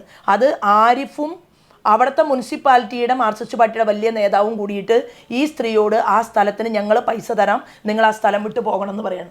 ആ സ്ത്രീ വന്ന് കരഞ്ഞു. ഞങ്ങളുടെ കയ്യിൽ വിഷ്വലുണ്ട്. ആ വീട്ടിൽ ഞാൻ ചെന്നു, പ്രായപൂർത്തിയായ മകളുണ്ട്. ഞാൻ ആ സ്ത്രീയോടും പറഞ്ഞിട്ടുണ്ട്, എഴുതി വെച്ചോളൂ, ഇതെൻ്റെ മകൻ ചെയ്തോളും എന്ന് പറഞ്ഞു. അതൊരു വീഡിയോ, ഞാൻ ആരും ഇത് മൊബൈലിൽ പിടിക്കുന്നുണ്ടെന്ന് അറിഞ്ഞിട്ട് പറഞ്ഞതല്ല. എനിക്കത് അങ്ങനെ താല്പര്യമില്ല. ഞാൻ എൻ്റെ കൂടെ പരമാവധി മാധ്യമങ്ങൾ എന്താണ്, ഒരാളോട് നമ്മൾ പേഴ്സണലായിട്ട് കാര്യം പറയുമ്പോൾ അവിടെ വരുന്നത് തന്നെ എനിക്ക് വിഷമാണ്. കാരണം നമ്മൾ എൻ്റെ മോൻ വെച്ച് തരും എന്ന് പറഞ്ഞ് അത് പുറത്ത് വന്നപ്പോൾ എൻ്റെ മോൻ വിളിച്ച് ചോദിച്ചു, അമ്മ എന്താണത്, ഒരു ഇത്രയും പക്വതയുള്ള ഒരു രാഷ്ട്രീയ നേതാവ് ഇങ്ങനെ പറയാൻ പാടുണ്ടോ ചാനലുകാരോട്? അപ്പം ഞാൻ പറഞ്ഞു, മോനെ എനിക്കറിയില്ല, അവിടെ ആരോ മൊബൈലിൽ പിടിച്ചതാണത്. അത് മൊബൈലിൽ പിടിച്ച് അതൊരു വാർത്തയായി. ആരോ എന്നോട് ചോദിച്ചു, ശോഭ, അതായത് ശോഭാ സുരേന്ദ്രന്റെ മനസ്സിൽ ഒന്നും നിൽക്കില്ല, എല്ലാം സുതാര്യമാണ്. അല്ല, ഞാനിത് എന്തെങ്കിലും അഭിനയിച്ചിട്ടല്ലല്ലോ ചെയ്യുന്നത്, ഞാൻ ഒറിജിനലായിട്ടാണ് പറയുന്നത്. ഞാനിപ്പോൾ ഒരാളെ എന്നോട് വന്ന് ചോദിച്ചു, ശോഭാ സുരേന്ദ്രൻ നിങ്ങളുടെ നാളെന്താണ്? അപ്പോൾ ഞാൻ എൻ്റെ നാൾ പറഞ്ഞു. ജനിച്ച സമയം എന്താണ്? ഞാൻ പറഞ്ഞു, അന്നത്തെ കാലത്ത് ജാതകം എഴുതാനൊന്നും, കാരണം പ്രസവം നടക്കുമ്പോൾ തന്നെ കുട്ടി വേണോ അമ്മ വേണോ എന്ന് ചോദിക്കുക. വീട്ടിലാണ് പ്രസവം നടക്കുന്നത്. അപ്പോൾ എല്ലാവരും പ്രാർത്ഥിക്കുകയാണ്, ഞങ്ങൾക്ക് ഞങ്ങളുടെ അമ്മേനെ മതി, കുട്ടി മരിച്ചാലും കുഴപ്പമില്ല എന്ന്. കാരണം അമ്മയായിട്ടാണല്ലോ അവർക്ക് അറ്റാച്ച്മെൻറ്റ്. എൻ്റെ മൂത്ത ചേച്ചിമാരോടൊക്കെ ഞാൻ എപ്പോഴും പറയും, ഞാൻ മരിക്കണം എന്ന് പറഞ്ഞിട്ടുണ്ടായ കുട്ടിയല്ലേ എന്ന് ഞാൻ ഇടയ്ക്ക് ഇപ്പോൾ തമാശയായിട്ട് അവരോട് ചോദിക്കും. അതായത് അമ്മയെ കിട്ടണോ കുട്ടിയെ കിട്ടണോ എന്ന് ചോദിച്ചാൽ എന്നെ അവർക്ക് പരിചയമില്ലല്ലോ. അപ്പോൾ പരിചയമുള്ള അമ്മയെ കിട്ടണമെന്ന് അവർ പ്രാർത്ഥിച്ചുകൊണ്ടിരിക്കുക. അങ്ങനെ എന്താ പറയുക, തൂക്കം കൂടുതലായിട്ട് ഒരു കുട്ടി ജനിക്കുന്നു, അമ്മേനെയും കിട്ടുന്നു കുട്ടീനെയും കിട്ടുന്നു, മനസ്സിലായോ? അപ്പം അങ്ങനെ ജനിച്ച് വീണ് ഉള്ള, അമ്മ പറഞ്ഞ പോലെ തന്നെ ഒരു ആണിൻ്റെ സ്വഭാവമുള്ള, അല്ലെങ്കിൽ ഇങ്ങനെ വന്ന് എന്നെ സംബന്ധിച്ച് ഈ ദുഃഖങ്ങൾ കാണുമ്പോഴേ പെട്ടെന്ന് നമ്മൾ അവരെ സഹായിക്കണം എന്നുള്ളൊരു തോന്നൽ. അപ്പം മകൻ ഇങ്ങനെ പറയുണ്ടായി എന്നോട്. പക്ഷേ ഞാൻ പറഞ്ഞു, നീ വീട് കൊടുക്കണം. അവൻ പറഞ്ഞു, ശരി ഞാൻ വീട് കൊടുക്കാം. അപ്പം അന്ന് ഇങ്ങനൊരു സാഹചര്യം ഉണ്ടായപ്പോൾ ഞാൻ അവരെ ദത്തെടുത്തു മനസ്സുകൊണ്ട്. അതെനിക്ക് ചെയ്തു കൊടുക്കാതിരിക്കാൻ പറ്റില്ല. കാരണം മാർക്സിസ്റ്റ് പാർട്ടിക്കാരിയാണ്. എന്നിട്ടും മാർക്സിസ്റ്റ് പാർട്ടിയുടെ ഭാഗത്ത് നിന്ന് ഒരു സഹായ സഹകരണങ്ങൾ ഇല്ലാത്തതുകൊണ്ടാണ്. അപ്പം ഞാൻ പറഞ്ഞു വരുന്നത്, എനിക്കിങ്ങനെ ഇപ്പോൾ ഇവിടെ ഇരിക്കുമ്പോൾ പോലും എനിക്ക് എന്നെ പഴയ കാലത്ത് ഉണ്ടായിട്ടുള്ള സംഭവങ്ങൾ, വാർത്തകൾ, അതൊക്കെ എനിക്ക് ഭയങ്കരമായിട്ട് ഇതിലെ പാർട്ടിയിലെ ചില നേതാക്കന്മാരും ഉൾപ്പെട്ടിട്ടില്ലേ ശോഭാ സുരേന്ദ്രനെ തീർക്കാൻ വേണ്ടിയിട്ട്, ഇല്ലാതാക്കാൻ വേണ്ടിയിട്ട്? അല്ല, അങ്ങനെ എനിക്ക് അതിനെക്കുറിച്ച് എൻ്റെ മുന്നിൽ അതിന് രേഖകളില്ലല്ലോ. അതായത് ക്രൈമിനെ സംബന്ധിച്ചിടത്തോളം ക്രൈമിന് കഴക്കൂട്ടത്ത് മത്സരിക്കുമ്പോൾ ഇതിൻ്റെ രേഖകളെല്ലാം എത്തിച്ചെന്നത് BJPയുടെ പ്രമുഖ നേതാക്കന്മാരുടെ പേരിലുള്ള ചില ആൾക്കാരാണ്. അത് അന്ന് ശോഭാ സുരേന്ദ്രൻ്റെ ശബ്ദമാണെന്ന് പരിപൂർണമായി വിശ്വസിച്ച് ആണ് ഞാനത് ചെയ്തെങ്കിൽ പിന്നീട് ശോഭാ സുരേന്ദ്രൻ എന്നെ കാണുകയും ഈ കാര്യം പറയുകയും അതിനുശേഷം ആ ജീജാബായിയും അതേപോലെ കണ്ണൻ എന്ന് പറയുന്ന RSS നേതാവും അറസ്റ്റ് ചെയ്യപ്പെട്ടപ്പോഴുള്ള അതിൻ്റെ കള്ളക്കളികൾ എനിക്ക് ബോധ്യപ്പെടുകയും ഞാൻ പിൻവലിക്കുകയും ചെയ്തു. അതിൽ ഞാൻ ക്ഷമാപണം എല്ലാ പ്രേക്ഷകരോടും ഇതിനിടയിൽ വീഡിയോയിൽ കൂടെ പറഞ്ഞിരുന്നു. ഇപ്പോൾ നേരിട്ട് ശോഭാ സുരേന്ദ്രനോട് ഞാൻ അതിൽ ക്ഷമ പറയുകയാണ്. എനിക്ക് എൻ്റെ ജീവിതത്തിൽ വന്ന ആദ്യത്തെ തെറ്റ്, ഞാൻ ഇതുവരെ ഒരു ആളോടും ക്ഷമ പറഞ്ഞിട്ടില്ല. എൻ്റെ വാർത്തകൾ 100% സത്യസന്ധമാണ് എന്ന് പൂർണ്ണമായി വിശ്വസിച്ച് ആർക്കും തെറ്റുപറ്റരുത് എന്ന ധാരണയോടുകൂടിയാണ് പ്രസിദ്ധീകരിക്കാറുള്ളത്. ആ കാര്യത്തിൽ ഞാൻ ശോഭാ സുരേന്ദ്രനോട് ഈ അവസരത്തിൽ ക്ഷമ ചോദിക്കുകയാണ്. അല്ല, അത് വേണമെന്ന് എനിക്ക് നിർബന്ധമില്ല. കാരണം ഞാൻ വന്ന് കണ്ട സമയത്ത് ഞാൻ എൻ്റെ വീടിനെ കുറിച്ചും പശ്ചാത്തലവും അതെല്ലാം ശ്രീമാൻ നന്ദകുമാർ വന്ന് നേരിട്ട് കാണുകയും ബോധ്യപ്പെടുകയും ഒക്കെ ചെയ്തു എന്നുള്ളത് എനിക്കറിയാം. അതുകൊണ്ട് ആ ഒരു ക്ഷമ എന്നുള്ള വിഷയമല്ല. പക്ഷേ എനിക്കൊരു അപേക്ഷ കൂടിയുണ്ട്. കാരണം ഇപ്പോഴും ഞങ്ങളുടെ പ്രസ്ഥാനത്തിനകത്തുള്ള ഞാൻ സഹോദരതുല്യനായിട്ട് കാണുന്ന ഒരാൾക്കെതിരായിട്ടും കുറേ കാര്യങ്ങളും വാർത്തകളൊക്കെ ക്രൈമിൽ വരുന്നുണ്ട്. അത് വളരെ കഠിനമായിട്ടുള്ള വേദനയോട് കൂടി തന്നെയാണ് ഞാൻ അതിനെ നോക്കിക്കാണുന്നത്. എനിക്ക് അഭ്യർത്ഥിക്കാനേ പറ്റുള്ളൂ. അതായത് അതിനെ കൂടുതൽ പഠിക്കണം എന്നും അതൊന്ന് പരിശോധിക്കണം എന്നുള്ള ഒരു അപേക്ഷ ഞാനിപ്പോൾ ഇവിടെ മുന്നോട്ട് വെക്കുന്നുണ്ട്. കാരണം തീർച്ചയായിട്ടും പഠിച്ച് ശരിയല്ലാത്തൊരു കാര്യത്തിന് ഞാൻ പോവില്ല. സത്യസന്ധമാണെങ്കിൽ പിണറായി വിജയനോട് ഫൈറ്റ് ചെയ്യുന്ന ഒരാളാണ് ഞാൻ. 2005 മുതൽ പിണറായി വിജയനോട് 1997 മുതൽ ആ ഐസ്ക്രീം പാർലറിൽ പിന്നെ CPM-നോടും അതേപോലെ കുഞ്ഞാൽക്കുട്ടിയോടും അതേപോലെ P ശശിയോടെയൊക്കെ ഏറ്റുമുട്ടി എന്നെ പലതവണ കള്ളക്കേസ് അറസ്റ്റ് ചെയ്തിട്ടുള്ള ഒരാളാണ് ഞാൻ. ശോഭാ സുരേന്ദ്രനെ കാണുന്നത് ഏറ്റവും പ്രത്യേകമായി കാണുന്നത് ഷാജസ് അറസ്റ്റ് ചെയ്ത് കൊണ്ടുവന്നപ്പോൾ ആ സമയത്ത് ഒരു രാഷ്ട്രീയ നേതാവ് മാത്രമാണ് ചങ്കുറ്റത്തോടെ വന്ന് പോലീസിനോട് തൻ്റെ അടുത്തോടെ സംസാരിച്ചിട്ടുള്ളത്. അത് ശോഭാ സുരേന്ദ്രനാണ്. അന്ന് മുതലാണ് ഞാൻ ശോഭാ സുരേന്ദ്രനെ കൂടുതൽ ശ്രദ്ധിക്കുന്നത്. ഈ നേതാവ് കേരളത്തിന് ആവശ്യമാണ്. ഇവരാണ് യഥാർത്ഥ വിപ്ലവം എന്ന നേതാവ്. ഇവിടെ കാണുന്ന CPM-ൻ്റെയോ മറ്റുള്ളവർ പറയുന്ന നേതാവല്ല എന്ന് ബോധ്യപ്പെട്ടാണ് ഞാൻ ശോഭാ സുരേന്ദ്രനെ സപ്പോർട്ട് ചെയ്തിട്ടുള്ളത്. ഈ അവസരത്തിൽ ഒരു ചോദ്യം ചോദിക്കാനുള്ളത്, നമ്മളെ നേരത്തെ പറഞ്ഞതിനൊരു അതായത് ഞാൻ വിശ്വസിക്കുന്നില്ല എൻ്റെ പാർട്ടിയുമായി ബന്ധപ്പെട്ട ആളുകളായി നടിച്ചുകൊണ്ട് ചില ആളുകൾ വന്നതായിരിക്കാനാണ് സാധ്യത. കാരണം മാർക്സിസ്റ്റ് പാർട്ടിക്കാണ് എന്നെ തകർക്കാനുള്ള ഏറ്റവും വലിയ ടാർഗറ്റ് അവരാണ് മനസ്സിൽ വിചാരിച്ച് വെച്ചിട്ടുള്ളത്. അതുകൂടാതെ ഇപ്പം ഇത്തരത്തിലുള്ള ഒരു വ്യാജമായിട്ടുള്ള സാധനങ്ങൾ നിർമ്മിക്കാൻ ഇപ്പം കഴിഞ്ഞ ദിവസം ഞാൻ എൻ്റെ ശ്രദ്ധയിൽപ്പെട്ടത് മമ്മൂട്ടി BJPക്ക് വേണ്ടി വോട്ട് ചോദിക്കുകയാണ്. മമ്മൂട്ടിയുടെ ശബ്ദത്തിൽ. അപ്പം മമ്മൂട്ടിയുടെ ശബ്ദത്തിൽ BJPക്ക് വേണ്ടി മമ്മൂട്ടി എവിടെയും വോട്ട് ചോദിച്ചിട്ടില്ല. പക്ഷെ ആ മൊഡ്യൂളിനെ ക്രിയേറ്റ് ചെയ്തിട്ടുണ്ട്. അപ്പോൾ ഇതിന് എത്ര പൈസ വേണമെങ്കിലും ശോഭാ സുരേന്ദ്രൻ എന്ന് പറയുന്ന ഒരു പൊളിറ്റിക്കൽ ലീഡറെ തകർക്കാനും നശിപ്പിക്കാനുമായിട്ട് ഇവിടെ ഇൻവെസ്റ്റ് ചെയ്യാനുള്ള, അതായത് അതിന് ഒരു ഓഡിയോ കറക്റ്റ് ചെയ്യാനും അല്ലെങ്കിൽ എന്തെങ്കിലും ഒരു വ്യാജമായിട്ടുള്ള സംഭവങ്ങൾ ഉണ്ടാക്കാനും ഒക്കെ ശ്രമിച്ചവരുണ്ട്. ഒരു കാര്യം ഞാൻ പറയാൻ ആഗ്രഹിക്കുന്നത്, എനിക്ക് എൻ്റെ പ്രസ്ഥാനത്തിൻ്റെ ഭാഗത്തു നിന്നുള്ള ഒരു അഭ്യർത്ഥന എന്ന് പറയുന്നത്, വളരെ ഭാവിയുള്ള, അതായത് ഓൾ ഇന്ത്യ സെക്രട്ടറി ആയിട്ട് തന്നെ പ്രവർത്തിക്കുന്ന എൻ്റെ ഒരു സഹോദരതുല്യനായിട്ടുള്ള അനിൽ ആൻ്റണി വല്ലാതെ വേദനിക്കുകയാണ് കഴിഞ്ഞ ദിവസങ്ങളിലെ ചില വാർത്തകളിൽ. എനിക്കറിയില്ല, ഞാൻ അതിലൊരു അപേക്ഷ നടത്തുകയാണ്. കാരണം അത് കുറേ കൂടി ഒന്ന് മനസ്സിലാക്കിക്കൊണ്ട് ആ വാർത്തയുടെ പിറകിലൊന്ന് യാത്ര ചെയ്താൽ നന്നായിരിക്കും എന്നുള്ളൊരു അപേക്ഷയുണ്ട്. അത് മാധ്യമപ്രവർത്തനം എന്നുള്ള രീതിയിൽ ചെയ്യുമോ ഇല്ലയോ എനിക്ക് അപേക്ഷിക്കാനുള്ള ഒരു തീർച്ചയായും ഒരാളെ കുറിച്ച് ഇല്ലാത്ത വാർത്തകൾ നമ്മൾ പ്രസിദ്ധീകരിക്കില്ല. ഒരു കാരണവശാൽ അങ്ങനത്തെ കാര്യത്തിന് പോവില്ല. എൻ്റെ അടുത്ത് വന്ന കാര്യങ്ങൾ ആണ് ഞാൻ ചെയ്യുന്നത്. ഇനി കൂടുതൽ പഠിക്കാം എന്നുള്ളതാണ് ഈ അവസരത്തിൽ പറയാനുള്ളത്. പഠിച്ചിട്ടേ ഞാനത് ഇതിലേക്ക് മുന്നോട്ട് പോവുള്ളൂ എന്ന് പ്രത്യേകം പറയാണ്.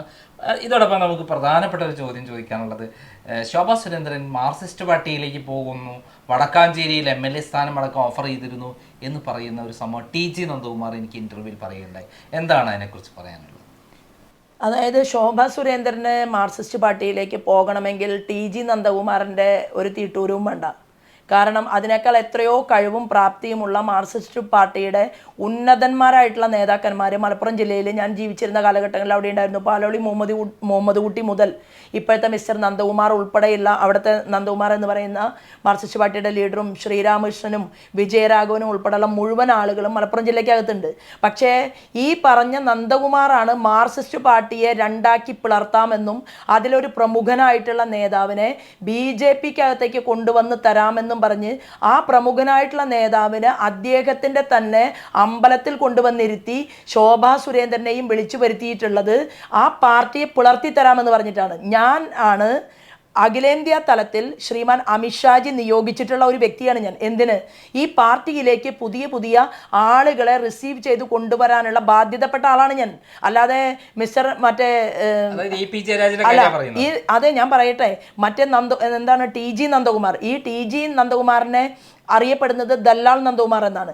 ഈ ദല്ലാൽ നന്ദകുമാറല്ല, ഏത് വ്യക്തിയിലൂടെയും ഏത് പ്രഗത്ഭനായിട്ടുള്ള ആളെ പ്രസ്ഥാനത്തിനകത്തേക്ക് കിട്ടാനുള്ള ആദ്യത്തെ ഒരു സൂചന വന്നാൽ അത് ഇൻട്രാക്ട് ചെയ്യാൻ വേണ്ടി ഡൽഹിയിൽ എനിക്ക് സംവിധാനമുണ്ട്. ഞാൻ 5 പേരിൽ ഒരാളായിരുന്നു. അമിത്ഷാജി നിയോഗിച്ച മെമ്പർഷിപ്പ് ഡ്രൈവ് ഓൾ ഇന്ത്യ കോ കൺവീനറാണ് ഞാൻ. എനിക്ക് BJP-യിലേക്ക് ആര് വരാൻ തീരുമാനിച്ചാലും അവരെ രഹസ്യമായിട്ട് പോയി കാണാനും സംസാരിക്കാനുമുള്ള അനുവാദം ആരാധ്യനായിട്ടുള്ള ശ്രീമാൻ അമിത്ഷാജി എനിക്ക് നൽകിയിട്ടുണ്ട്. അത് ഇന്നത്തെ കഥയല്ല അദ്ദേഹം പറയുന്നത്, വർഷങ്ങൾക്ക് മുമ്പുള്ള കഥയാണ്. പക്ഷേ ആ വ്യക്തിയുടെ പിറകിൽ ഞാൻ പരിശോധന നടത്തിയപ്പോഴാണ് എനിക്ക് മനസ്സിലായത് വലിയ രഹസ്യങ്ങളുടെ ഉള്ളറകൾക്കുള്ളിലൂടെ യാത്ര ചെയ്യുന്ന ചില വ്യക്തിത്വങ്ങളുമായിട്ടാണ് അദ്ദേഹത്തിന് ബന്ധം പുലർത്തിയിട്ടുള്ളത്. അതുകൊണ്ട് എനിക്കിപ്പോൾ തൽക്കാലം അത്രേ അതിനെക്കുറിച്ച് പറയാനുള്ളൂ. എൻ്റെ പാർട്ടിയിലേക്ക് ഇങ്ങോട്ട് വരാനാണ്, അല്ലാതെ ശോഭാ സുരേന്ദ്രൻ ആരുടെയെങ്കിലും തലകുനിച്ച് മാർക്സിസ്റ്റ് പാർട്ടിയിലേക്ക് പോകണമെന്നുണ്ടെങ്കിൽ അതിനൊന്നും ഈ നന്ദകുമാറിൻ്റെ ഒരു ശുപാർശയുടെയും ആവശ്യം എനിക്കില്ല. എനിക്കതിൻ്റെ ആവശ്യമില്ല. കാരണം അത് ഈ ജന്മത്ത് ആര് തപസ്സിരുന്നാലും നടക്കാൻ പോകുന്ന കാര്യമല്ല. അല്ല, അദ്ദേഹം പറഞ്ഞിട്ടുള്ളത് EP ജയരാജൻ വഴിയാണ് ശോഭാ സുരേന്ദ്രനെ CPM-ലേക്ക് കൊണ്ടുപോകാൻ തയ്യാറായതും. EP ജയരാജൻ പിണറായി വിജയനെതിരായി അല്ലെങ്കിൽ പിണറായി വിജയനോട് താല്പര്യമില്ലാതെ EP ജയരാജൻ ഭാരതീയ ജനതാ പാർട്ടിയിലേക്ക് വരാൻ തീരുമാനിച്ചു എന്നതിന് ഡൽഹിയിൽ സാക്ഷിയുണ്ട്. അത് ആര് പറഞ്ഞു? ജയരാജൻ അല്ല നേരിട്ട് പറഞ്ഞത്, ഈ ദല്ലാൽ നന്ദകുമാറാണ് നേരിട്ട് പറഞ്ഞത്. അവിടെ ചർച്ച നടന്നിട്ടുണ്ട്. ആ ചർച്ച നടന്ന സമയത്ത് ഒരേ മേശയ്ക്ക് ചുറ്റും ഇരുന്ന BJP-യുടെ അഖിലേന്ത്യാ നേതാക്കന്മാരുണ്ട്. അതുകൊണ്ട് ദല്ലാൽ നന്ദകുമാർ ഇല്ലാത്ത കാര്യങ്ങൾ മീഡിയ വഴി ഉണ്ടാക്കാൻ വേണ്ടിയിട്ട് ശ്രമിക്കണ്ട. അതിൻ്റെ പിറകിൽ ആരെങ്കിലും പ്രവർത്തിക്കുന്നുണ്ടെങ്കിൽ ആ പരിപാടി നിർത്തുന്നതായിരിക്കും അദ്ദേഹത്തിന് നല്ലത്. കൂടുതൽ കാര്യങ്ങൾ ഞാൻ പിന്നീട് പറയുന്നതായിരിക്കും. അതായത് EP ജയരാജൻ ഡൽഹിയിൽ വന്നപ്പോൾ ഏത് സാഹചര്യത്തിലാണ് BJP ചേരാതെ മടങ്ങിയത്? അല്ല, ഞാൻ അതിനെക്കുറിച്ച് കൂടുതലൊന്നും പറയുന്നില്ല. അത് EP ജയരാജൻ എന്ന് പറയുന്ന വ്യക്തിയെ വളരെ തന്ത്രപൂർവം പല കാര്യങ്ങളിലൂടെയും ചതിച്ചുകൊണ്ടാണോ ദല്ലാൽ നന്ദകുമാർ മുന്നോട്ട് പോകുന്നത് എന്ന് ചിന്തിക്കേണ്ടത് EP ജയരാജനാണ്. അത് ശോഭാ സുരേന്ദ്രൻ്റെ പണിയല്ല.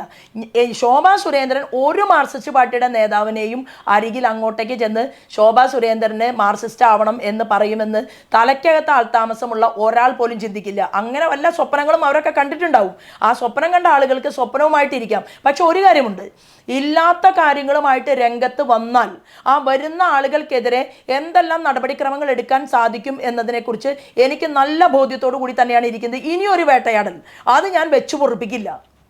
അതായത് നമ്മൾ ശോഭാ സുരേന്ദ്രൻ ആദ്യം പാലക്കാട് മത്സരിച്ചു. അന്ന് വൻ വോട്ട് വർധനയുണ്ടായി.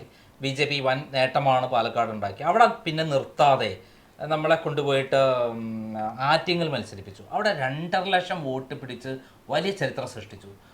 അതും കഴിഞ്ഞ് കഴക്കൂട്ടത്ത് എത്തിച്ച് ഏകദേശം തുല്യ ഫൈറ്റ് അവിടെ ഉണ്ടാക്കി. അങ്ങനെ BJPക്ക് വൻ നേട്ടമുണ്ടാക്കിയ ഒരാളെ പിന്നീട് ആറ്റിങ്ങൽ നിർത്താതെ ഈ ആലപ്പുഴയിൽ കൊണ്ട് നിർത്തിയതിന് കാരണം എന്താണ്? പാർട്ടി പറയുന്ന ഏത് ദൗത്യവും ഞാൻ ഇത്രയും കാലം ഏറ്റെടുത്തിട്ടുണ്ട്. ഇപ്പം എനിക്ക് വളരെ സന്തോഷമാണ്. എന്താണെന്നറിയോ, നാളെ ഒരു പ്രധാനപ്പെട്ട ജോലി ശോഭാ സുരേന്ദ്രന് ഏതെങ്കിലും ഒരു ജില്ലയിൽ ചെയ്യാൻ പറ്റുമോ എന്നതിനെക്കുറിച്ച് സംസ്ഥാന ഘടകത്തിനും ആശങ്കയില്ല, അഖിലേന്ത്യാ ഘടകത്തിനും ആശങ്കയില്ല. മലപ്പുറത്ത് പോകാൻ പറഞ്ഞാൽ മലപ്പുറത്ത് പോയിട്ടുണ്ട്, എറണാകുളത്ത് മത്സരിക്കാൻ പറഞ്ഞാൽ എറണാകുളത്ത് മത്സരിച്ചു, പാലക്കാട് മത്സരിച്ചു, തൃശ്ശൂർ ജില്ലയിൽ മത്സരിച്ചു, അതുപോലെ തന്നെ ഇപ്പോൾ നമ്മൾ ആറ്റിങ്ങൽ തിരുവനന്തപുരം ജില്ലയിൽ മത്സരിച്ചു. ഇത് 6ാമത്തെ ജില്ലയാണ് ആലപ്പുഴ പാർലമെൻറ്റ്. ഞാൻ വിചാരിക്കുന്നത് പാലക്കാട് ചെല്ലുന്ന സമയത്ത് 60,000 വോട്ട്, അത് 1.38,650 എൻ്റെ പ്രവർത്തകന്മാരുടെ കഠിന പ്രയത്നം കൊണ്ട് എനിക്ക് കിട്ടി. 90 2.5 ലക്ഷമായിട്ട് ആറ്റിങ്ങലിൽ കിട്ടി. ആറ്റിങ്ങലിൽ എന്നേക്കാൾ പാർട്ടിയിൽ ചുമതലയുള്ള കേന്ദ്ര തലത്തിൽ പ്രവർത്തിക്കുന്ന ഒരു മന്ത്രി തന്നെയാണ് മത്സരിക്കുന്നത്. അപ്പോൾ അതെന്തുകൊണ്ടും മന്ത്രിക്ക് ആറ്റിങ്ങലിൽ ശോഭാ സുരേന്ദ്രനേക്കാൾ കൂടുതൽ പ്രൗഢി തെളിയിക്കാൻ പറ്റും എന്നുള്ളത് തോന്നൽ സംസ്ഥാന ഘടകത്തിനും അഖിലേന്ത്യാ ഘടകത്തിനും ഉണ്ടായിട്ടാവണമെന്നല്ലേ നമ്മൾ കരുതേണ്ടത്. പക്ഷെ അവിടെ കഴിഞ്ഞ തവണ ശോഭാ സുരേന്ദ്രൻ മത്സരിക്കുമ്പോൾ മുരളീധരന്റെ നിർദ്ദേശപ്രകാരം ഒരു BJP നേതാവ് അടൂർ പ്രകാശിന് വോട്ട് മറിച്ചു കൊടുത്തു എന്നുള്ള ആരോപണം പറഞ്ഞിരിക്കുകയാണ്. എന്താണ് അതിനെക്കുറിച്ച് പറയാൻ? അല്ല, ഞാൻ അതൊന്നും വിശ്വസിക്കുന്നില്ല. കാരണം ഇതൊക്കെ ഏത് സാഹചര്യത്തിലാണ് സംഭവിക്കുന്നത് എന്നതിനെക്കുറിച്ച് വിശദമായിട്ട് പഠിക്കാനുള്ള ഒരു സംവിധാനം പാർട്ടിക്കകത്തുണ്ട്. ആ സംവിധാനം അതെല്ലാം തന്നെ നോക്കുന്നുണ്ട്. മാത്രവുമല്ല, അങ്ങനെ എന്നെ ഒരു സഹോദരിയായിട്ട് കണ്ട് കൂടെ ഒരു എന്താ പറയുക, ഒരു പക്ഷിയുടെ ചിറകെന്ന് പറയുന്നത് സ്ത്രീയും പുരുഷനുമാണല്ലോ. അല്ലെങ്കിൽ 2 ചിറകുകൾ ബലപ്പെട്ടാൽ ആ പക്ഷിക്ക് പറക്കാൻ പറ്റുള്ളൂ. അതുപോലെ തന്നെയാണല്ലോ പ്രസ്ഥാനവും. അപ്പോൾ പ്രസ്ഥാനത്തിൻ്റെ ഒരു ചിറകായിട്ടുള്ള എന്നെ കൂടുതൽ സഹായിക്കാനും എന്നെ വിജയിപ്പിക്കാനും ആഗ്രഹിച്ചുകൊണ്ടാണല്ലോ ആലപ്പുഴയിൽ കഴിഞ്ഞ ദിവസം വന്നത്, കഴിഞ്ഞ ദിവസം വരികയും ഒക്കെ ചെയ്തത് അദ്ദേഹം. അപ്പോൾ അദ്ദേഹം, ഞാൻ മനസ്സിലാക്കുന്നത് അദ്ദേഹം അവിടെ നിന്ന് വിജയിക്കണം. ആലപ്പുഴ പാർലമെൻറ്റ് മണ്ഡലം ഒട്ടും മോശമല്ലെന്നേ. കാരണം ആറ്റിങ്ങലിൽ 90,000 നമുക്ക് 2.5 ലക്ഷം ആക്കാമെങ്കിൽ ഈ ഇവിടുത്തെ 2 ലക്ഷത്തോളം വോട്ടുള്ളത് 4 ലക്ഷമാക്കാൻ എന്താ ബുദ്ധിമുട്ടുള്ളത്? 4 ലക്ഷത്തിൻ്റെ ഒരു പരിപ്രേക്ഷ്യത്തിലേക്ക് നമ്മൾ വരികയും അതിൻ്റെ കൂട്ടത്തിൽ ജനങ്ങൾ സംഘടിക്കാനും തുടങ്ങിയിട്ടുണ്ട് എന്നാണ് ഞാൻ മനസ്സിലാക്കുന്നത്. ആലപ്പുഴ പാർലമെൻറ്റ് മണ്ഡലത്തിൽ നിന്ന് ശോഭ പോകണം എന്നുള്ളൊരു ആഗ്രഹമുണ്ട് എന്നാണ് ഞാൻ മനസ്സിലാക്കുന്നത്. അത് ഉചിതമായിട്ട് അവർ ആ കൃത്യം നിർവഹിക്കും. കാരണം തിരുവനന്തപുരം മുതൽ ആലപ്പുഴ വരെ കോൺഗ്രസിനൊരു സ്ത്രീ സ്ഥാനാർത്ഥിയില്ല, മാർക്സിസ്റ്റ് പാർട്ടിക്ക് ഒരു സ്ത്രീ സ്ഥാനാർത്ഥിയില്ല. ആകെയുള്ളത് ഒരു BJP കാരിയായിട്ടുള്ള NDAയിൽ താമരയിൽ മത്സരിക്കുന്ന ഞാൻ മാത്രമാണ്. അപ്പോൾ ഈ സദേൺ കേരളം മുഴുവൻ പാർലമെൻറ്റിൽ സ്ത്രീ വിഷയങ്ങൾ ചർച്ച ചെയ്യാൻ അവർക്കൊരു പ്രതിനിധി വേണ്ടേ? കോൺഗ്രസിൻ്റെയും മാർക്സിസ്റ്റ് പാർട്ടിക്കകത്തുമുള്ള സ്ത്രീകൾ ഇത്തവണ എന്നെ കൈപിടിച്ച് അനുഗ്രഹിക്കുമെന്നുള്ളൊരു വലിയൊരു പോസിറ്റീവ് തരംഗമാണ് ഞാൻ ആലപ്പുഴ പാർലമെൻറ്റിൽ അനുഭവിക്കുന്നത്. ഇവിടെ വന്നപ്പോൾ പ്രധാനമായി പറഞ്ഞ ഗൗരിയമ്മയെ പോലെ പീഡനം അനുഭവിച്ചുള്ള മർദ്ദനമേറ്റിട്ടുള്ള ഒരാളാണ് ഞാൻ എന്ന് പ്രത്യേകം വിശേഷിപ്പിക്കേണ്ടായി. എന്താണ് ജീവിതത്തിൽ ഉണ്ടായിട്ടുള്ള മർദ്ദനങ്ങളെക്കുറിച്ചും പോലീസ് അട്രോസിറ്റിയെ? അല്ല, എല്ലാ സമരങ്ങളിലും, അതായത് ചെറിയ പ്രായത്തിൽ തന്നെ പോലീസ് ലാത്തി ചാർജിൽ പല്ലുകൾ നഷ്ടപ്പെട്ട, ഇപ്പോൾ ഒരു പല്ല് വെക്കാനുള്ള സമയമില്ലാത്തതുകൊണ്ടാണല്ലോ ഈ പല്ല് നിങ്ങളൊക്കെ കാണുന്ന രീതിയിൽ ഇങ്ങനെ ഇരിക്കുന്നത്. ഇവിടെ 2 പല്ലുകൾ നഷ്ടപ്പെട്ട, ഇവിടെ മുതൽ ഇവിടം വരെ പ്ലാസ്റ്റിക് സർജറി നടത്തേണ്ടി വന്ന, അതിന് ഹോസ്പിറ്റലിൽ കടന്ന, ടോൾ സമരവുമായി ബന്ധപ്പെട്ടുകൊണ്ട് തൃശ്ശൂരിലെ ടോൾ സമരവുമായി ബന്ധപ്പെട്ടുകൊണ്ട് എനിക്ക് കിട്ടിയിട്ടുള്ള ലാത്തി ചാർജ് എന്ന് പറയുന്നത് ഗൗരിയമ്മയ്ക്കും അജിതയ്ക്കും ശേഷം ഇങ്ങനെ ഇത്രയും പോലീസുകാർ ഒരുമിച്ച് കൂടി ശരീരം അടിച്ചു നുറുക്കി കളഞ്ഞതാണ്. അതിൻ്റെ രേഖകളുണ്ട്. അത് വിഷ്വല് അന്ന് അവിടുത്തെ ഒരു തൃശ്ശൂർ ജില്ലയിലെ TCV മാത്രമാണ് അവിടെ ഉണ്ടായിരുന്നത്. ബാക്കി മാധ്യമങ്ങളെ മുഴുവൻ അവിടെ നിന്ന് ദൂരേക്ക് പറഞ്ഞയച്ചില്ലായിരുന്നുവെങ്കിൽ അത് കേരളത്തിൽ കോളിളക്കം സൃഷ്ടിക്കാൻ പോകുന്ന ആളുകളുടെ ഹൃദയം പിളർക്കുന്ന രീതിയിലായിരുന്നു അന്ന് എന്നെ അവിടുത്തെ പോലീസ് മർദ്ദിച്ചത്. പക്ഷെ അത് ഏതെങ്കിലും DYSPയോ അല്ലെങ്കിൽ സർക്കിൾ ഇൻസ്പെക്ടറോ അല്ല. അവർക്ക് അടിക്കാൻ കൈപ്പൊന്തില്ല, കാരണം അവർക്കറിയാം അവരെ എനിക്ക് തിരിച്ചറിയുമെന്ന്. പക്ഷെ പകരം വിയ്യൂർ പോലീസ് സ്റ്റേഷനിൽ നിന്നുള്ള ലാത്തി ചാർജ് എന്ന് പറഞ്ഞു കഴിഞ്ഞാൽ ഇറങ്ങി തലയിൽ ഈ തൊപ്പിയും വെച്ച് അടിച്ച് തകർത്ത് കളയുന്ന രീതിയിലുള്ള ആളുകളാണ് അവിടെ. 2000-3000 വരുന്ന ആളുകളാണ് അന്ന് അവിടെ സന്നിവേശിപ്പിച്ചത് ഈ സമരത്തെ ഒതുക്കാനായിട്ട്. കാരണം ടോളുമായി ബന്ധപ്പെട്ടുകൊണ്ടുള്ള വിഷയം എന്ന് പറയുന്നത് ജനങ്ങൾ അത്രയും ഏറ്റെടുത്ത വിഷയമായിരുന്നു. അന്ന് ഞങ്ങളുടെ രാജഗോപാൽജി ബൈ ഇലക്ഷനിൽ മത്സരിക്കുക. ഈ ബൈ ഇലക്ഷനിൽ മത്സരിക്കുന്ന സമയത്ത് ഞാൻ മുഴുവൻ ദിവസവും മുഴുവൻ സമയ പ്രവർത്തകയായിട്ട് തൃശ്ശൂരിൽ നിന്ന് പോന്നു. ആ സമയത്താണ് ടോളിൽ ഒരു ബൈപ്പാസ് ഉണ്ടായിരുന്നു, ചെറിയ വഴി. ആ വഴിയിലൂടെ കാറുകൾക്കെല്ലാം യാത്ര ചെയ്തിട്ട് ടോളിനെ മറികടന്ന് വരാൻ പറ്റുമായിരുന്നു. ഞാൻ ഇവിടേക്ക് പോന്ന ആ സമയം നോക്കിയിട്ടാണ് പുലർച്ചെ 5 മണിക്ക് ആ റോഡ് അടച്ചു കളഞ്ഞത്, സിമെൻറ്റ് അടച്ചു കളഞ്ഞു. അവിടെ അത് എന്തിനു വേണ്ടി അടച്ചു കളഞ്ഞത്? അത്രയും പൈസ. ഇപ്പോൾ അന്വേഷണം വന്നല്ലോ, ഈ ടോളുമായി ബന്ധപ്പെട്ടുകൊണ്ട് ദേശീയ ഏജൻസിയുടെ അന്വേഷണം വന്നിട്ടുണ്ട്. കോടിക്കണക്കിന് രൂപ ഇവരധികം പറ്റിയിട്ടുണ്ട്. ആ അന്വേഷണം ഇപ്പോൾ നീങ്ങി മുന്നോട്ട് പോവുകയാണ്. അപ്പം ഞാൻ പറയുന്നത്, എനിക്ക് കോളേജിൽ പഠിക്കുമ്പോൾ ABVPയുടെ സമയത്ത് ബസ് ഉപരോധം നടത്തിയിട്ട് അടികൊള്ളേണ്ടി വന്നിട്ടുണ്ട്. അട്ടപ്പാടിയിൽ ആദിവാസികൾക്കെതിരായിട്ടുള്ള നീണ്ടു നിന്ന സമരം, ആ സമരത്തിൽ ഒരുപാട് ബുദ്ധിമുട്ടുകൾ പോലീസിൻ്റെ ഭാഗത്തു നിന്നുണ്ടായിട്ടുണ്ട്. ഈ ടോൾ സമരത്തിൽ വല്ലാത്തൊരു അവസ്ഥയാണ് നമ്മൾ അഭിമുഖീകരിച്ചത്. പക്ഷേ ഇതെല്ലാം ഉണ്ടായിട്ടും ഇത്രയും ജീവനോട് കൂടിയിട്ട് ഞാനിവിടെ ഇരിക്കുന്നുണ്ടല്ലോ. ഇല്ലാതാക്കാൻ നോക്കിയതല്ലേ. ഒരു ആശുപത്രിയിൽ തന്നെ എന്നെ അഡ്മിറ്റ് ചെയ്ത സമയത്ത് ഓർത്തോപെഡിക് സർജൻ എനിക്ക് ഇഞ്ചക്ഷൻ ചെയ്തു. ഞാൻ മാധ്യമങ്ങളുടെ മുന്നിലൊന്നും പറഞ്ഞില്ല. അതായത് ഞാൻ യൂറിനറി ഇൻഫെക്ഷനായിട്ട് ഒരു ഹോസ്പിറ്റലിൽ എന്നെ അഡ്മിറ്റ് ചെയ്യുന്നു. ആ ഹോസ്പിറ്റലിൽ നിന്ന് എനിക്ക് പ്രശസ്തയായിട്ടുള്ള ഗൈനക്കോളജിസ്റ്റ് ഒരു ഇഞ്ചക്ഷൻ തരുന്നു. ആ ഇഞ്ചക്ഷൻ മതിയല്ലോ. അങ്ങനെ ഇഞ്ചക്ഷൻ ചെയ്ത് എന്നെ 2 മണിക്കൂർ സമയം അവിടെ ഹോസ്പിറ്റലിൽ കിടക്കണം എന്ന് പറയുന്നു. ഞാൻ കിടക്കുന്നു. അത് കഴിഞ്ഞിട്ടാണ് ആ ഹോസ്പിറ്റലിൽ ഓർത്തോപെഡിക് സർജൻ വന്ന് എന്നൊരു ഇഞ്ചക്ഷൻ ചെയ്യുന്നത്. അപ്പോൾ ഇഞ്ചക്ഷൻ ചെയ്യുമ്പോൾ ഞാൻ ചോദിച്ചു, എന്താണ് ഗൈനക്കോളജിസ്റ്റ് വരാത്തത്? കാരണം അവരല്ലേ എനിക്ക് ഇഞ്ചക്ഷൻ തന്നത്. അപ്പോൾ ഈ ഡോക്ടർ എന്നോട് പറഞ്ഞത് എന്താണ്, ഗൈനക്കോളജിസ്റ്റ് രാത്രി കാലങ്ങളിൽ വരില്ല. അപ്പോൾ 9 മണിക്ക് വീണ്ടും ഇഞ്ചക്ഷൻ, കാരണം യൂറിൻ പോകാനായിട്ട് ഡിസ്റ്റർബൻസ് ഉണ്ടായിരുന്നു. 9 മണിക്ക് ഇഞ്ചക്ഷൻ ചെയ്തതിന് ശേഷം രാത്രി 9 മണിക്ക് ഇഞ്ചക്ഷൻ ചെയ്യുന്നു, കുറച്ച് യൂറിൻ പോകുന്നു. 9:45 എന്നെ ഹോസ്പിറ്റലിൽ നിന്ന് എൻ്റെ ചേച്ചിയുടെ മകൻ്റെ വീട് അവിടെ അടുത്ത് തന്നെയാണ്, ഓട്ടുപാറയാണ്, അവിടേക്ക് എന്നെ കൊണ്ടുപോകുന്നു. അത് കഴിഞ്ഞ് അവിടെ നിന്ന് രാത്രിയിൽ ഉറങ്ങുകയാണ്. 2 ഇഞ്ചക്ഷൻ്റെ ഒരു നമുക്കുണ്ടാവുമല്ലോ ശരീരത്തിൽ. ഉറങ്ങി എണീറ്റ് രാത്രി 1 മണി 1:30 മണിയായ സമയത്ത് എന്നെ കണ്ട് എനിക്ക് വെള്ളം തരാനായിട്ട് ചേച്ചിയുടെ മകൾ വന്നു, മകൻ്റെ ഭാര്യ. അവൾ എന്നെ കണ്ട് പേടിക്കാൻ, അത്രയും വികൃതമായ രൂപത്തിൽ. എനിക്കൊരു കണ്ണ് മാത്രം ചെറിയ രീതിയിൽ കാണാം, ബാക്കി ശരീരം മുഴുവൻ നീര് വന്ന് റോസ് കളറായിരിക്കുകയാണ്. അങ്ങനെ അവിടെ നിന്ന് തല വഴി മൂടിയിട്ടാണ് അമൃത ഹോസ്പിറ്റലിൽ ഞാൻ വന്നത്. ഒരാഴ്ചക്കാലം ഞാൻ ആശുപത്രിയിൽ കിടന്നു. ഈ ഡോക്ടറോട് അവിടെ നിന്ന് വിളിച്ച് ചോദിച്ചു, എന്ത് ഇഞ്ചക്ഷനാണ് നിങ്ങൾ ചെയ്തത്? സമ്മറി വരെ അയാൾ കൊടുത്തില്ല. അപ്പോൾ ഈ സമ്മറി വരെ തരാതെ ഇങ്ങനെ ഒരു ഇഞ്ചക്ഷൻ ചെയ്തിട്ടും ഞാൻ എന്താ ഡോക്ടറുടെ പേര് പറയാത്തത്? എന്താ ഞാൻ ആശുപത്രി അടിച്ചു പൊളിക്കാൻ നേതൃത്വം കൊടുക്കാത്തത്? കാരണം അയാൾ എന്നോട് പറയുന്നത് ഞാൻ അങ്ങനെ ഒരു ഇഞ്ചക്ഷൻ ചെയ്തിട്ടില്ല എന്നാണ്, ഈ തെറ്റ് ചെയ്തതിന് ശേഷവും. എനിക്ക് അദ്ദേഹത്തിന് അതിനുള്ള ശിക്ഷ കൊടുക്കാൻ അറിയാഞ്ഞിട്ടല്ല, പക്ഷേ അവിടെ ഒരുപാട് നേഴ്സുമാർ ജോലി ചെയ്യുന്നുണ്ട്, പാവപ്പെട്ട ഒരുപാട് കുടുംബങ്ങളുടെ ജോലി. ആ ആശുപത്രി സ്ഥാപനം മുമ്പ് അടിച്ചു പൊളിച്ചിട്ടുള്ളതാണ്. വീണ്ടും ആ സ്ഥാപനത്തിനൊരു അറ്റാക്ക് ഉണ്ടാക്കി കഴിഞ്ഞാൽ അത് തകർക്കപ്പെട്ടു പോലോ എന്ന് കരുതി സഹിച്ചിട്ടുള്ള ഒരാളാണ് ഞാൻ. ഇതെനിക്ക് പറയേണ്ട ഒരു സാഹചര്യം ഉണ്ടായത് അയാളും ചില ആളുകളുടെ കൂടെ കൂടി ചില ആളുകളെ കൊണ്ട് ശോഭാ സുരേന്ദ്രൻ ജയിക്കരുത് എന്ന് ആഗ്രഹിക്കുന്നുണ്ട്. അപ്പോൾ ആ കളി അയാളൊന്ന് അവസാനിപ്പിക്കാൻ വേണ്ടിയാണ് ഞാൻ ഇത്ര പറഞ്ഞ് നിർത്തുന്നത്. കാരണം ഇനി അയാൾ അതിന് വേണ്ടി എന്തെങ്കിലും പരിശ്രമം ആലപ്പുഴ പാർലമെൻറ്റ് മണ്ഡലത്തിൽ ചെയ്യാൻ ശ്രമിച്ചാൽ അതിന് അയാൾക്ക് എന്നോട് എന്താ വൈരാഗ്യം? അച്യുതാനന്ദൻ മുഖ്യമന്ത്രിയായിരിക്കുന്ന സമയത്ത് തൃശ്ശൂരിൽ അറിയപ്പെടുന്ന ഒരു ഹോസ്പിറ്റലിൽ നിന്ന് 18 വയസ്സിനും 20 വയസ്സിനും ഇടയിലുള്ള പെൺകുട്ടികളെ ഗൾഫിലേക്ക് കടത്തിക്കൊണ്ടു പോകുന്നു, ഇതിൻ്റെ പേരിൽ സമരം ചെയ്ത ആളാണ് ഞാൻ. അന്ന് യുവമോർച്ച ശക്തമായിട്ട് സമരരംഗത്ത് വന്നു. ഈ മനുഷ്യനെ 3 ദിവസം ജയിലിലിടാൻ പറ്റി എനിക്ക്. മുഖ്യമന്ത്രി അച്യുതാനന്ദനെ നേരിട്ട് വന്ന് കണ്ടു ഞാൻ. മനുഷ്യാവകാശ പ്രവർത്തകൻ ജോയ് കേദാരത്തിൻ്റെ സഹായത്തോടു കൂടിയാണ് ഞാൻ മുഖ്യമന്ത്രിയെ കാണാൻ വന്നത്. മുഖ്യമന്ത്രി അനുഭാവപൂർണ്ണം അത് സ്വീകരിച്ചു. അവിടുത്തെ SP നിർദ്ദേശം കൊടുത്തു, ഇങ്ങനെ തെറ്റ് ചെയ്തവരെ നിലനിർത്താൻ പറ്റില്ല എന്ന് പറഞ്ഞു. അയാളെ കയ്യോടെ പിടിച്ച് അകത്തിട്ടു. ആ ഡോക്ടറുടെ പാർട്ട്ണർ കൂടിയാണ് ഇയാൾ. അപ്പോൾ എനിക്ക് സംശയിക്കണ്ടേ? അപ്പോൾ ഇതൊക്കെ ഉണ്ടായിട്ടും ഇതിനെ വേണമെങ്കിൽ വേറെ ഏതൊരു പൊതുപ്രവർത്തിയാണെങ്കിലും അവരവരുടെ പാർട്ടി നേതൃത്വത്തെ ഇത് അറിയിച്ചുകൊണ്ട് അവിടെ കിടക്കും ഹോസ്പിറ്റലിൻ്റെ മുന്നിൽ. മാർക്സിസ്റ്റ് പാർട്ടിയാണെങ്കിൽ ആ ആശുപത്രിയുടെ പൊടി പോലും ഇപ്പം ഉണ്ടാവില്ല കാണാനായിട്ട്. പക്ഷെ ഞാൻ അതിനൊന്നും ഉപയോഗിക്കുന്നില്ല. ഞാൻ അതും ഭഗവാന് വെച്ചിട്ടുണ്ട്. സുപ്രീം കോടതി, ആ സുപ്രീം കോടതി ആയിട്ടുള്ള കൃഷ്ണൻ്റെ മുന്നിൽ വെച്ചിട്ടുണ്ട്. എന്നെ ഉപദ്രവിക്കാൻ കൂട്ടുനിന്ന 2 പേര് ഇപ്പോൾ ജയിലിനകത്ത് പോയല്ലോ. എൻ്റെ വീടിനകത്ത് തന്നെ കയറി കൂടി എന്നെ ഉപദ്രവിക്കാൻ വേണ്ടി പറ്റുമോ എന്ന് നോക്കി പാലക്കാട്ടുകാരൻ ഈ പറഞ്ഞ പിണറായി വിജയൻ്റെ കള്ളക്കടത്തിന് നേതൃത്വം കൊടുക്കുന്ന ഐസക്കനെ ഉപയോഗിച്ച് എനിക്കെതിരെ പണി ചെയ്ത ആളുകൾ മറ്റ് 3.5 കോടി രൂപ തട്ടിപ്പ് കേസിൽ ജയിലിനകത്ത് പോയില്ലേ? അതെന്തുകൊണ്ട് പോയി? ദൈവമുള്ളത് കൊണ്ടാണ്. അപ്പോൾ അത് അത്രയും ഞാൻ പറയുന്നുള്ളൂ. അതിൻ്റെ ബാക്കി ഞാനിപ്പോൾ പറയണമെന്ന് ആഗ്രഹിക്കുന്നില്ല. അതായത് ഈ ഇലക്ഷൻ ഇപ്പം ആലപ്പുഴ വന്ന ശേഷം എന്തുമാത്രം മാറ്റങ്ങൾ, ആദ്യം ശ്രദ്ധിക്കപ്പെടാത്തൊരു മണ്ഡലമായിരുന്നു BJPയെ സംബന്ധിച്ചിടത്തോളം. ഇപ്പോൾ ഏറ്റവും അധികം കേരളത്തിൽ ശ്രദ്ധിക്കപ്പെടുന്ന, അട്ടിമറി സൃഷ്ടിക്കും, ശോഭാ സുരേന്ദ്രൻ അട്ടിമറി സൃഷ്ടിക്കും എന്ന് പറയുന്ന എല്ലാവരും വാർത്ത ചെയ്യുന്ന ഒരു ഘട്ടത്തിലെത്തിയിരിക്കുകയാണ്. ഇത് എത്രമാത്രം ആണ് നമ്മുടെ ഇപ്പോഴത്തെ അവസ്ഥ? അല്ല, എന്നെ സംബന്ധിച്ച് ഞാൻ കക്ഷി രാഷ്ട്രീയത്തിന് അതീതമായിട്ടാണ് ഈ തെരഞ്ഞെടുപ്പിനെ നോക്കിക്കാണുന്നത്. പണ്ടൊക്കെ ഞാൻ പറയാറ് കോൺഗ്രസ് മാർക്സിസ്റ്റ് പാർട്ടിയുടെ ശക്തരായിട്ടുള്ള ആളുകളുടെ വീടുകളിലൊന്നും പോകണ്ടെന്നാണ്. ഞാൻ ഇത്തവണ എൻ്റെ സഹപ്രവർത്തകരോട് പറഞ്ഞിട്ടുള്ളത്, ഞാൻ ഉൾപ്പെടെ നിങ്ങളും എല്ലാ വീടുകളിലും നമ്മൾ ഇത്തവണ പോവും. കാരണം കോൺഗ്രസ് എന്ന് പറയുന്ന പ്രസ്ഥാനത്തെ തകർത്ത് കളഞ്ഞ ഒരാളാണ് KC വേണുഗോപാൽ.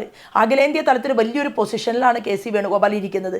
പക്ഷേ പരിണിതപ്രജ്ഞരായിട്ടുള്ള എത്രയോ കോൺഗ്രസിൻ്റെ നേതാക്കന്മാർക്ക് മുകളിലേക്ക് കയറി പോകാനുള്ള അവസരം സോണിയ മാഡം കൊടുക്കുമെന്നുള്ള ഉറപ്പുള്ള ഘട്ടത്തിൽ പോലും അവരുടെ പേരുകൾ വെട്ടിപ്പിച്ച് ഞാനും സോണിയ മാഡവും രാഹുൽ ഗാന്ധിയും പ്രിയങ്കയും മാത്രം മതി എന്നുള്ള രീതിയിൽ അഖിലേന്ത്യാ തലത്തിൽ മുന്നോട്ട് പോയിട്ടുള്ള KC വേണുഗോപാൽ മത്സരിക്കുന്നത് കൊണ്ട് തന്നെ അതിൻ്റെ ഒരു റിയാക്ഷൻ, അതായത് ദുരന്തം അനുഭവിച്ചവരുടെ മനസ്സിനകത്തുള്ള ഒരു റിയാക്ഷൻ കൂടി പ്രതിഫലിക്കപ്പെടുന്ന ഒരു തെരഞ്ഞെടുപ്പാണ് ഈ തെരഞ്ഞെടുപ്പ് എന്നാണ് ഞാൻ വിശ്വസിക്കുന്നതും ഞാൻ മനസ്സിലാക്കുന്നതും. കൂടാതെ ഞങ്ങളെ സംബന്ധിച്ച് KC വേണുഗോപാലിന് എതിരായിട്ട് എനിക്ക് മത്സരിക്കാൻ കിട്ടിയതിനെ ഞാൻ സന്തോഷമായിട്ട് കാണുകയാണ്. കാരണം ഇദ്ദേഹം അവിടെ ഇന്ത്യയിൽ നരേന്ദ്രമോദിക്കെതിരെ മുറുക്കം പാമ്പ് പോലുള്ള ചെറുതും വലുതുമായിട്ടുള്ള അഴിമതിക്കാരുടെ എല്ലാം ഒരുമിച്ച് കൂട്ടി ഇന്ത്യ മുന്നണി ഉണ്ടാക്കി അവിടെ നേതൃത്വം കൊടുക്കുകയാണ്. പക്ഷേ എന്ത് നേതൃത്വം കൊടുത്താലും ഓരോ ദിവസം കഴിയുന്തോറും ഒരു KPCC അധ്യക്ഷൻ, ഒരു ഓൾ ഇന്ത്യ നേതാവ്, ക്യാബിനറ്റ് മിനിസ്റ്റർമാർ, മുൻ ക്യാബിനറ്റ് മിനിസ്റ്റർമാർ, സംസ്ഥാനത്തിൻ്റെ മുൻ മുഖ്യമന്ത്രിമാരുടെ മക്കൾ ഉൾപ്പെടെ ഈ പ്രസ്ഥാനത്തിനകത്തേക്ക് കടന്നു വന്ന് കോൺഗ്രസ് പ്രസ്ഥാനം ഉപ്പുവെച്ച കലം പോലെ ആയിക്കൊണ്ടിരിക്കുകയാണ്. എന്നാലും അങ്ങനെ ഒരാളെ ഇവിടെ തെരഞ്ഞെടുപ്പിൽ മത്സരിക്കാൻ കിട്ടിയതിനെ ഞാൻ വളരെ സന്തോഷം കൊണ്ടാണ് നോക്കിക്കാണുന്നത്. പണാധിപത്യം കൊണ്ട് ജനാധിപത്യത്തെ അട്ടിമറിക്കാനുള്ള പരിശ്രമം KC വേണുഗോപാൽ ചെയ്യുന്നത്. ഇവിടെ KC വേണുഗോപാലിൻ്റെ ഫ്രണ്ട് കരിമണൽ കർത്തയാണ്. KC വേണുഗോപാലിൻ്റെ ഡൽഹിയിലെ ഫ്രണ്ട് ശിശ്രാം ഓലെ എന്ന് പറയുന്ന രാജസ്ഥാനിലെ മന്ത്രിയായിരുന്നു അദ്ദേഹം മേജർ മൈനിങ്ങിൻ്റെ കൂടി മിനിസ്റ്റർ ആയിരുന്നു. അപ്പോൾ ചില കാര്യങ്ങളെല്ലാം ഞാൻ അദ്ദേഹത്തിനെതിരെ ദേശീയ ഏജൻസി മുൻപാകെ കൊടുത്തിട്ടുണ്ട്. എന്നെ അത്ഭുതപ്പെടുത്തിയ ഏറ്റവും വലിയ കാര്യം, ഇവിടെ മത്സരിക്കുന്ന ആരിഫ് ഒരക്ഷരം പോലും കരിമണൽ കർത്തയ്ക്കെതിരെ ഈ നിമിഷം വരെ മിണ്ടിയിട്ടില്ല. സജീവൻ്റെ ഭാര്യയെ കാണാൻ ഞാൻ കഴിഞ്ഞ ദിവസം പോയി. തോട്ടപ്പള്ളിയിൽ സമരത്തിന് വേണ്ടിയിട്ട് ഇറങ്ങിയവരുടെ കൂട്ടത്തിൽ അവരുടെ ബ്രാഞ്ചിൻ്റെ ചുമതലക്കാരനായിട്ടുള്ള സജീവൻ ഉണ്ടായിരുന്നു. സജീവൻ കൊല്ലപ്പെടുകയോ? ആ സജീവൻ കൊല്ലപ്പെട്ടുവെങ്കിൽ സജീവനെ ആര് കൊന്നു? മാർക്സിസ്റ്റ് പാർട്ടി അന്വേഷണം പ്രഖ്യാപിക്കണ്ടേ? സജീവനെ ഡെഡ് ബോഡി കിട്ടിയിട്ടില്ല. കടലിലാണ് സജീവൻ മരിച്ചതെങ്കിൽ കടലിൽ പോയി മരിച്ചവരുടെ എല്ലാം തിര കൊണ്ടുവന്നിട്ടുണ്ട് ഡെഡ് ബോഡി. സജീവൻ്റെ മാത്രം ബോഡി കിട്ടിയില്ല. സജീവൻ എല്ലാ പാർട്ടി യോഗങ്ങളിലും കരിമണൽ കർത്തയെ ഇവിടെ നിന്ന് നാട് കടത്തണമെന്നും ഒരു വിഭാഗം വരുന്ന മാർക്സിസ്റ്റ് പാർട്ടിയുടെ വലിയ നേതാക്കന്മാർ ഈ കരിമണൽ കർത്തയുടെ കൂടെയാണ് എന്നും പറഞ്ഞ് ഇതിനെതിരെ പ്രതികരിച്ച ആളാണ്. ആ സജീവനെ കൊലപ്പെടുത്തി. ഞാൻ ഭാര്യയെ കാണാൻ പോയി. 10 നയാ പൈസ മാർക്സിസ്റ്റ് പാർട്ടി ആ കുടുംബത്തിന് കൊടുത്തിട്ടില്ല. ഒരു മകനും ഒരു മകളും ഉണ്ട്. ഈ സ്ത്രീ ചെമ്മീൻ നുള്ളിയിട്ട് ജീവിക്കുകയാണ്. പീലിംഗ് ഷെഡിൽ പോയി ജോലിയെടുത്ത് കിട്ടുന്ന തുച്ഛമായിട്ടുള്ള വരുമാനം കൊണ്ടാണ് ആ സ്ത്രീ ജീവിക്കുന്നത്. അവർക്ക് ഭീഷണിയുണ്ട്. ആ കേസ് അന്വേഷണം എവിടെയും എത്താതെ നിൽക്കുകയാണ്. അപ്പോൾ ഇവിടെ ഇങ്ങനെയുള്ളൊരു ലോബി, കരിമണൽ ലോബിയാണ് ആലപ്പുഴ പാർലമെൻറ്റ് മണ്ഡലത്തിൻ്റെ തെരഞ്ഞെടുപ്പിനെ നിയന്ത്രിക്കുന്നത്. അങ്ങനെ നിയന്ത്രിക്കുമ്പോൾ പ്രമുഖമായിട്ടുള്ള ഒരു ചാനലിനെ തന്നെ അതിനു വേണ്ടി ദുരുപയോഗിക്കാൻ പരിശ്രമിച്ച ഒരു സാഹചര്യവും എൻ്റെ മുന്നിൽ നിൽക്കുകയാണ്. അതവിടെ നിൽക്കട്ടെ. ഇതുമായി ബന്ധപ്പെട്ടുകൊണ്ട് ബാക്കി കാര്യങ്ങൾ എല്ലാ മാധ്യമങ്ങളെയും വിളിച്ചു കൂട്ടിക്കൊണ്ട് ഒരു പത്രസമ്മേളനം നടത്തണം എന്നാണ് എൻ്റെ മോഹം. അന്ന് ഞാൻ തീർച്ചയായിട്ടും ശ്രീമാൻ നന്ദകുമാർ അങ്ങേയും ഈ വിഷയത്തെക്കുറിച്ച് ഞാൻ അറിയിപ്പ് തരുന്നതായിരിക്കും. ഈ ശ്രീ ഗോകുലം ഗോപാലൻ ഇന്നലെ വളരെ ഒരു പ്രസ്താവന പുറപ്പെടുവിക്കുകയുണ്ടായി. അദ്ദേഹത്തിൻ്റെ പേര് മനഃപൂർവ്വം ദുരുപയോഗം ചെയ്തു, ശോഭാ സുരേന്ദ്രൻ എന്ന് പറഞ്ഞുകൊണ്ട് അതിനെതിരെ നിയമ നടപടി എടുക്കുമെന്ന് പറഞ്ഞിരിക്കുന്നു. എന്താണ് പറയാനുള്ളത്? അല്ല, ഇതാണ് എനിക്ക് മാധ്യമങ്ങളുടെ മുന്നിൽ പറയാനുള്ളത്. അപ്പോൾ ഈ വിഷയം, അതായത് ഞാനല്ല, അതായത് ഈ ഒരു പ്രമുഖമായിട്ടുള്ള ചാനൽ, ആ ചാനൽ ഇല്ലാത്തൊരു കാര്യത്തെക്കുറിച്ച് റിപ്പോർട്ട് ചെയ്യുന്നു. ഒരു സ്ത്രീ ഇത് തെറ്റാണ് എന്ന് പറഞ്ഞുകൊണ്ട് പത്രസമ്മേളനം നടത്തുന്നു. എന്നെ സ്നേഹമാണ് എന്ന് ഗോകുലം ഗോപാലൻ പറയുന്നു. ശോഭാ സുരേന്ദ്രനെ സ്നേഹമാണെന്ന് പറയുന്ന ഗോകുലം ഗോപാലൻ ഈ വാർത്ത കേട്ടതിന് ശേഷവും ആ വാർത്ത തന്നെ തുടരാൻ അനുവദിക്കുന്നു. രാത്രി മുഴുവൻ ആ വാർത്ത ബ്രേക്കിംഗ് ന്യൂസായിട്ട് വരുന്നു. ശോഭാ സുരേന്ദ്രൻ ജില്ലാ നേതൃത്വത്തിനെതിരെ പരാതി നൽകിയിട്ടുണ്ട് എന്നുള്ള കള്ളവാർത്ത. അപ്പോൾ ഗോകുലം ഗോപാലന് ശോഭാ സുരേന്ദ്രനെ സ്നേഹമായിരുന്നുവെങ്കിൽ ശോഭാ സുരേന്ദ്രൻ പത്രസമ്മേളനം നടത്തിയാൽ തെറ്റുപറ്റി എന്ന് പറഞ്ഞുകൊണ്ട് ഗോകുലം ഗോപാലൻ എന്ത് ചെയ്യണം? ഈ വാർത്ത വിഡ്രോ ചെയ്യിക്കണം. അത് വിഡ്രോ ചെയ്യിച്ചിട്ടില്ല. പിന്നെ ഞാൻ ബാക്കി പറയാനുള്ള കാര്യങ്ങൾ, ആരൊക്കെയാണ് 24-ല് ഈ പൈസ നിക്ഷേപിച്ചിട്ടുള്ളത് എന്നതിനെക്കുറിച്ചും ഞാൻ നിങ്ങൾക്ക് മാധ്യമപ്രവർത്തകരുടെ മുന്നിൽ ഞാൻ സംസാരിക്കാൻ തയ്യാറാണ്. ഇത് ഗോകുലം ഗോപാലൻ്റെ ഫോൺ നമ്പറാണ്. ഈ ഗോകുലം ഗോപാലൻ്റെ നമ്പർ നിങ്ങൾക്ക് വെരിഫൈ ചെയ്ത് നോക്കാം. എന്തിനാണ് ഗോകുലം ഗോപാലൻ എന്നെ വിളിക്കുന്നത്? ഈ സംഭവം ഉണ്ടായതിനു ശേഷം ഗോകുലം ഗോപാലൻ 9:45 എന്നെ ഫോണിൽ വിളിക്കുന്നു. 9:47 വീണ്ടും ഫോൺ വിളിക്കുന്നു. എൻ്റെ സെക്രട്ടറി എടുക്കുന്നു. ഞാൻ ആ സമയത്ത് വീട് സമ്പർക്കത്തിലാണ്. എൻ്റെ സെക്രട്ടറിമാരിൽ ഒരാളായിട്ടുള്ള ദീപയെ 4 തവണ ഗോകുലം ഗോപാലൻ വിളിക്കുന്നു. എൻ്റെ മറ്റൊരു സെക്രട്ടറി ആയിട്ട് കൂടെയുള്ള ചിഞ്ചു, ആ കുട്ടിയെ 6 തവണ ഗോകുലം ഗോപാലൻ വിളിക്കുന്നു. എന്താണ് ഗോകുലം ഗോപാലന് ഇത്ര ഭയപ്പാട്? എന്തിനാണ് ഗോകുലം ഗോപാലൻ വിളിക്കുന്നത്?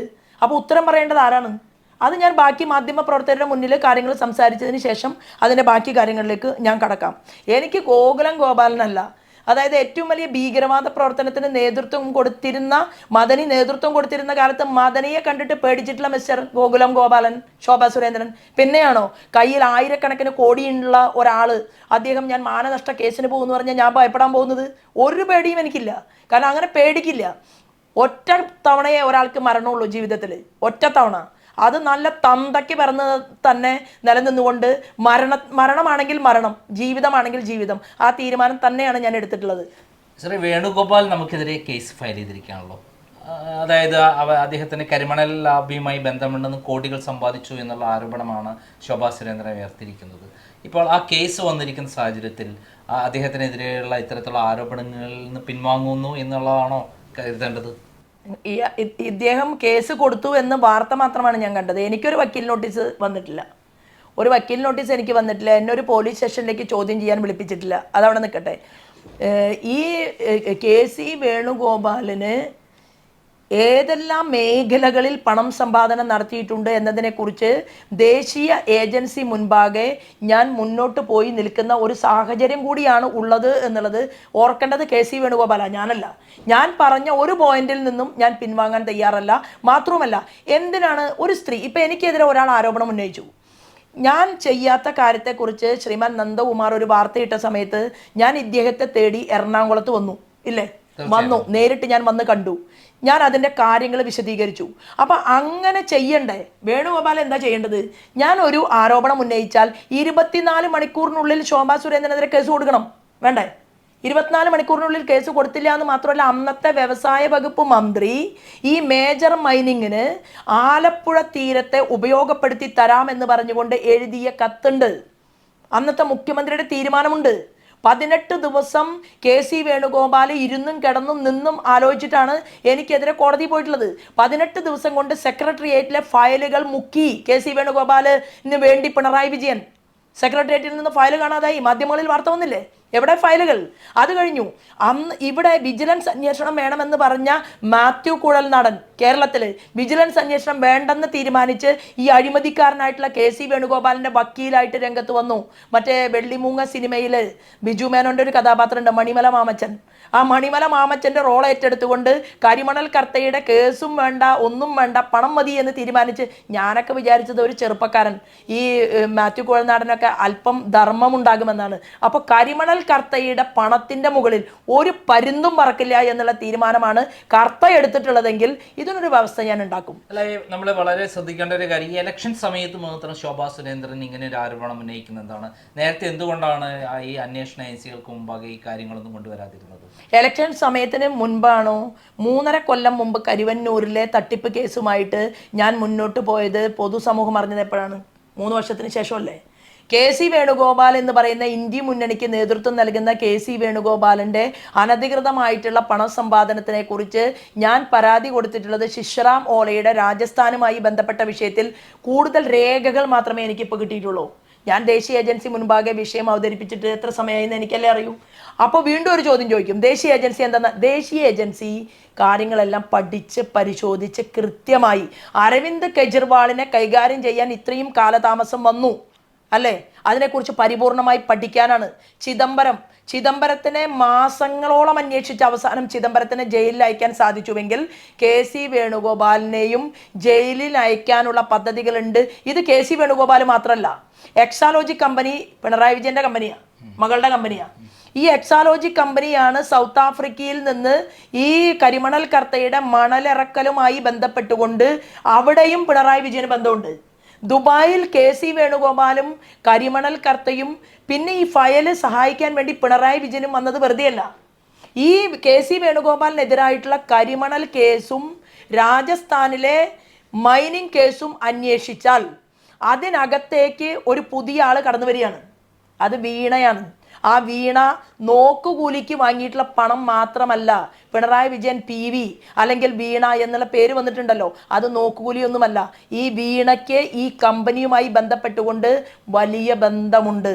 അപ്പൊ ബിനാമി കാര്യങ്ങൾ നടത്തുമ്പോൾ പെട്ടെന്ന് അതിന്റെ രേഖകൾ കിട്ടാൻ ബുദ്ധിമുട്ടുണ്ടെങ്കിലും ഈ വിഷയം KC വേണുഗോപാലിനെതിരായിട്ടുള്ള കേസ് അന്വേഷണം അത് പൂർവ്വസ്ഥിതിയിലേക്ക് പോകുമ്പോൾ പിണറായി വിജയന്റെ വീട്ടുപടിക്കലേക്ക് ഞാൻ പറയുന്നു മുഖ്യമന്ത്രിയോട്, വീണയുടെ അനധികൃത ബിസിനസ്സിലേക്ക് ഈ സാധനം കൂടി കടന്നു വരും.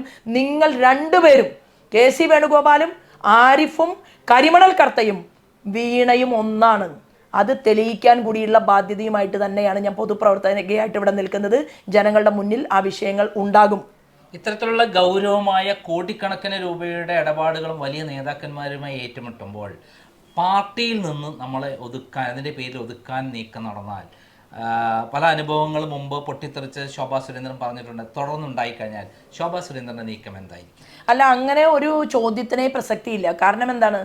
സംസ്ഥാന ഘടകമാണെങ്കിലും അഖിലേന്ത്യാ ഘടകത്തിൽ ഈവൻ മോദിജി, അമിത്ഷാജി ഉൾപ്പെടെയുള്ള ലീഡർഷിപ്പുമായിട്ട് ബന്ധം പുലർത്തി മുന്നോട്ട് പോകുന്ന ഒരാൾ കാര്യങ്ങൾ സംസ്ഥാന ഘടകത്തോടും അഖിലേന്ത്യാ ഘടകത്തോടും സംസാരിക്കാതെ ഇങ്ങനെയുള്ള വലിയ വമ്പന്മാരുമായിട്ട് ഏറ്റുമുട്ടാൻ പോവില്ലല്ലോ. അപ്പം അത്യാവശ്യം ഒരു ബുദ്ധി എനിക്കും ഉണ്ടാവും. ഞാൻ അതിനെക്കുറിച്ച് കൃത്യമായിട്ട് പഠിക്കും. അപ്പോൾ എന്നെ അങ്ങനെ പെട്ടെന്ന് ഈ വക കാര്യങ്ങളിൽ ഏതെങ്കിലും ചില ആളുകൾ വന്ന് അപായപ്പെടുത്താനോ അല്ലെങ്കിൽ ബുദ്ധിമുട്ടാനോ ഭീഷണിപ്പെടുത്താനോ പെട്ടിയിൽ നിറച്ച് പണം കാണിക്കാനോ ഒന്നും വന്നിട്ട് ഒരു കാര്യവുമില്ല. കാരണം ഇത് അങ്ങേ അറ്റത്തോളം ചർച്ച ചെയ്തിട്ട് തന്നെയാണ് ഞാൻ ഈ വിഷയം ഏറ്റെടുത്തിട്ടുള്ളത്. കോലളമ്പ് ഭൂമി തട്ടിപ്പ് കേസ് ഇന്ത്യൻ പ്രധാനമന്ത്രിയെ കൊണ്ട് അന്വേഷിപ്പിക്കാനും ആ സ്വത്ത് മുഴുവൻ ഇന്ന് മരവിച്ച് കിടക്കുന്ന അവസ്ഥയിൽ എത്തിക്കാനും എടപ്പാൾ കോലളമ്പിലെ ഭൂമി തട്ടിപ്പ് കേസുമായി ബന്ധപ്പെട്ടുകൊണ്ട് എനിക്ക് ചെയ്യാൻ സാധിച്ചിട്ടുണ്ട് എന്ന് മാതൃഭൂമി പോലൊരു പത്രം വരെ റിപ്പോർട്ട് ചെയ്തിട്ടുണ്ട് വർഷങ്ങൾക്ക് മുമ്പ്. അത്രയും ഓരോ കാര്യങ്ങളുടെയും പിറകിൽ എനിക്ക് പോകാൻ സാധിച്ചിട്ടുണ്ടെങ്കിൽ ദൈവികമായിട്ട് ഇതെല്ലാം നല്ല രീതിയിൽ തന്നെ നടക്കും. ശോഭാ സുരേന്ദ്രൻ ഒരു കൃഷ്ണഭക്തയാണ് അല്ലേ? തീർച്ചയായിട്ടും ഞാൻ ഒരു കൃഷ്ണഭക്തിയാണ്. കൃഷ്ണനാണെങ്കിലോ അതായത് മറ്റെല്ലാ ഭഗവാന്മാരെ കുറിച്ചും പറയുന്നത് പോലെയല്ല. സ്നേഹിക്കുന്നവരെ കൂടുതൽ കൂടുതൽ പരീക്ഷിച്ച് കണ്ണീരണിയിപ്പിച്ച്, കാരണം പൂന്താനത്തെക്കുറിച്ച് തന്നെ പറയുന്നത് അങ്ങനെയാണ്. പൂന്താനത്തിനൊരു ഉണ്ണിയെ കൊടുത്തിട്ട് ആ ഉണ്ണിയെ നഷ്ടപ്പെടേണ്ട സാഹചര്യം ഉണ്ടായി. അതായത് ഒരു കുട്ടിയെ ആറ്റുനോറ്റി കിട്ടിയിട്ട് ആ കുട്ടിയെ ഉറക്കാൻ കിടത്തി ആ പ്രദേശത്ത് അന്ന് അവിടെ സദ്യക്ക് വന്ന ഭക്ഷണം കഴിക്കാൻ വന്ന ആളുകളെല്ലാം ഭാണ്ഡവും തുണിയും ഒക്കെ വെച്ച് ശ്വാസം മുട്ടിയിട്ടാണ് പൂന്താനത്തിൻ്റെ കുട്ടി മരിക്കുന്നതെന്നാണ് പറയുന്നത്. അങ്ങനെ പൂന്താനം കരഞ്ഞ് ദുഃഖിതനായിട്ട് ഇരുന്ന സമയത്ത് കൃഷ്ണൻ പറഞ്ഞു, പൂന്താനത്തിന് ഞാൻ ഉണ്ണിയായിട്ട് പോരെ എന്ന് ചോദിച്ച ഭാഗമുണ്ട്. അതേപോലെ പൂന്താനം രചിച്ചിട്ടുള്ള ജ്ഞാനപ്പാനയും വലിയ സംസ്കൃതത്തിൻ്റെ അഗ്രേസരനായിട്ടുള്ള നാരായണ ഭട്ടതിരിപ്പാട് എഴുതിയിട്ടുള്ള നാരായണീയവും രണ്ടും രണ്ട് തലത്തിലാണ്. പക്ഷേ പൂന്താനം എഴുതിയതിൽ അമരപ്രഭോ എന്ന് എഴുതേണ്ടതിന് പകരം മരപ്രഭോ എന്ന് എഴുതിയപ്പോൾ സംസ്കൃത വ്യാകരണം അരച്ച് കലക്കി കുടിച്ചിട്ടുള്ള നാരായണ ഭട്ടതിരിപ്പാട് ചിരിച്ചപ്പോൾ അതിനെ ചോദ്യം ചെയ്ത ആളാണ് ഭഗവാൻ കൃഷ്ണൻ. ഇപ്പോൾ ഭഗവാൻ പറഞ്ഞാണ്, ഞാൻ മരപ്രഭുവായിട്ട് ഈ ലോകമുള്ളിടത്തോളം, ഈ പ്രകൃതി ഉള്ളിടത്തോളം ഗുരുവായൂർ സന്നിധിയിൽ ഉണ്ടാകുമെന്ന് പറഞ്ഞ ആ മരപ്രഭുവിനെയാണ് നമ്മൾ തൊഴാൻ പോകുന്ന സമയത്ത് അവിടെ കാണുന്നത്. കാരണം ഭഗവാൻ എപ്പോഴും പരീക്ഷിക്കും. എന്നെ ഒരുപാട് പരീക്ഷണങ്ങളിലൂടെ ഒരുപാട് കണ്ണീരണിയിപ്പിച്ചുകൊണ്ടൊക്കെ നടത്തിയിട്ടുണ്ടെങ്കിലും എനിക്ക് ഒരുപാട് സന്തോഷങ്ങളും കൃഷ്ണൻ തന്നിട്ടുണ്ട്. അപ്പോൾ കൃഷ്ണഭക്തി എനിക്ക് ഗുണം മാത്രമേ ചെയ്തിട്ടുള്ളൂ. അത് തീർച്ചയായിട്ടും ഇപ്പോൾ കുരുക്ഷേത്ര യുദ്ധം നടക്കുന്ന സമയത്തല്ലേ, ധർമ്മക്ഷേത്രേ കുരുക്ഷേത്രേ സമവേദ യുയുത്സവ മാമക പാണ്ഡവാശ്ചൈവ കിമകുർവത സഞ്ജയ ദൃഷ്ട്വാദു പാണ്ഡവാനീകം വ്യൂഢം ദുര്യോധനസ്തദാ ആചാര്യമുപസംഗമ്യ രാജാവചനമബ്രവീത് എന്ന് തുടങ്ങുന്ന ശ്ലോകങ്ങൾ നമ്മൾ അതിലൂടെ ഇങ്ങനെ മനനം ചെയ്ത് പോകുന്ന സമയത്ത് നമുക്ക് മനസ്സിലാക്കാൻ സാധിക്കും, പ്രകൃതിക്ക്, മനുഷ്യർക്ക്, വിദ്യാർത്ഥികൾക്ക് എല്ലാം മെസ്സേജസ് തരുന്ന ഒന്നാന്തരം ഒരു ടെക്നോളജിസ്റ്റാണ് ഭഗവാൻ കൃഷ്ണൻ എന്നുള്ളതാണ്. അപ്പോൾ അദ്ദേഹത്തിൻ്റെ ടെക്നോളജിയിൽ എനിക്ക് വിശ്വാസമുണ്ട്. കാര്യരുമ്പിൻ്റെ ഉറപ്പും അതേപോലെ തീപ്പൊരി പ്രാസംഗികമായ ശോഭാ സുരേന്ദ്രൻ എന്ന് സ്വയം തന്നെ മനസ്സിലുണ്ട് എന്നാണ് ഞാൻ കരുതുന്നത്. അത്രയും ഉറച്ച തീരുമാനങ്ങളും പോരാട്ട വീര്യവുമാണ് ശോഭാ സുരേന്ദ്രൻ. പക്ഷേ ഈ അടുത്ത കാലത്ത് ഒരു പൊട്ടിക്കരഞ്ഞു, അതെങ്ങനെ സംഭവിച്ചു? അതും കൃഷ്ണൻ തന്നെയാണോ കാരണം? തീർച്ചയായിട്ടും ആയിരിക്കാം. കാരണം ഞാനതിൽ കാര്യങ്ങൾ നമ്മൾ വിശദീകരിക്കുന്ന സമയത്ത് നോക്കൂ, ഒരു സ്ത്രീ ഒരു 9ാമത് തെരഞ്ഞെടുപ്പിൽ നിൽക്കുന്നു. കഴക്കൂട്ടം തെരഞ്ഞെടുപ്പിലും എന്നെ പരാജയപ്പെടുത്താൻ പരിശ്രമിച്ചവരുണ്ട്. കഴക്കൂട്ടം തെരഞ്ഞെടുപ്പിൽ ഞാൻ വിജയിച്ചിരുന്നു എങ്കിൽ ഞാൻ ഇന്ന് കേരളത്തിലെ നിയമസഭയ്ക്കകത്ത് ഉണ്ടായിരുന്നെങ്കിൽ പിണറായി വിജയനെ കൊണ്ട് ആ സഭയ്ക്കകത്ത് മൂക്കുകൊണ്ട് ക്ഷാവരപ്പിച്ചേനെ. അപ്പോൾ അതിനുള്ള സാഹചര്യം നഷ്ടപ്പെടുത്തി. ഇപ്പോൾ ഒരു സ്ത്രീ ഇവിടെ വന്ന് പാർലമെൻറ്റിൽ ത്രികോണ മത്സരം ഉണ്ടാകുന്നു. ഇവിടെ ജനം മുഴുവൻ സ്വീകരിക്കുന്നു. ഓരോ ദിവസവും മാർക്സിസ്റ്റ് പാർട്ടിയിൽ നിന്നും കോൺഗ്രസിൽ നിന്നും പ്രാദേശികമായിട്ട് ആളുകൾ ഞങ്ങളിലേക്ക് വരുന്നു. വലിയൊരു ബൂം ആലപ്പുഴ പാർലമെൻറ്റ് മണ്ഡലത്തിൽ ഉണ്ടാകുമ്പോൾ എൻ്റെ സഹപ്രവർത്തകരും കഠിന പ്രയത്നം ചെയ്തുകൊണ്ടിരിക്കുമ്പോൾ എന്ത് ബുദ്ധിയാണ് ചാനൽ ഉപയോഗിച്ചത്? ശോഭാ സുരേന്ദ്രൻ 3ാം സ്ഥാനത്താണ് എന്ന് വരുത്തി തീർക്കുക. അങ്ങനെ വരുത്തി തീർത്തു കഴിഞ്ഞാൽ പിന്നെ എൻ്റെ പ്രവർത്തകരും ഞാനും 2 തട്ടിലാണ് എന്ന് വരുത്തി തീർക്കാൻ വേണ്ടിയിട്ട് പരിശ്രമിക്കുമ്പോൾ അത് അനുഭവിക്കുന്ന സമയത്ത് ഞാൻ ഈ വാർത്ത ബ്രേക്കിംഗ് ന്യൂസ് അറിഞ്ഞ് ഞാൻ ഓടി വരികയാണ്. ആ സമയത്താണ് ഇന്ത്യയിലെ 3ാമൻ, അതായത് മോദിജിയും അമിത്ഷാജിയും കഴിഞ്ഞാൽ ഞങ്ങളുടെ സംഘടനയിലെ ഓർഗനൈസേഷൻ്റെ തലപ്പത്തുള്ള അഖിലേന്ത്യാ ജനറൽ സെക്രട്ടറിയാണ് മിസ്റ്റർ BL സന്തോഷ്. അദ്ദേഹം വരെ ആലപ്പുഴ പാർലമെൻറ്റ് മണ്ഡലത്തിലെ തെരഞ്ഞെടുപ്പ് പ്രവർത്തനങ്ങളെ നിരീക്ഷിക്കാൻ വേണ്ടി വന്നിരിക്കുന്ന ഒരു സമയത്ത് ഇങ്ങനൊരു ന്യൂസ് വരികയാണ്. ന്യൂസ് വന്നപ്പോൾ ഞാൻ വിളിക്കുകയാണ്. ഞാൻ അവരുടെ പലരെയും വിളിച്ചു, ഇത് തെറ്റായിട്ടുള്ളൊരു വാർത്തയാണ്, ഇത് എടുത്തു കളയണമെന്ന് പറഞ്ഞിട്ടും അവരെടുത്തു കളയാൻ തയ്യാറായില്ല. അത് കഴിഞ്ഞ് ഞാൻ പത്രസമ്മേളനം നടത്തുന്നു. അന്ന് എൻ്റെ ബർത്ത്ഡേ ആണ്, പിറന്നാളാണ് എന്നുള്ളത് ഈ ചാനലിനും അറിയാം, ഇവിടുത്തെ റിപ്പോർട്ടർക്കും അറിയാം. കാരണം എല്ലാവരെയും നമ്മൾ ഇങ്ങനെ എൻ്റെ ബർത്ത്ഡേ ഉണ്ട്. പക്ഷെ അപ്പോൾ അവർ ചോദിച്ചു, ബർത്ത്ഡേ പ്രോഗ്രാം വല്ലതുണ്ടോ? ഞാൻ പറഞ്ഞില്ല, പക്ഷേ നിങ്ങളെ കാണണം എന്ന് ആഗ്രഹമുണ്ട്, പല കാര്യങ്ങളും പറയാനുണ്ട് എന്ന് ഞാൻ പറഞ്ഞു.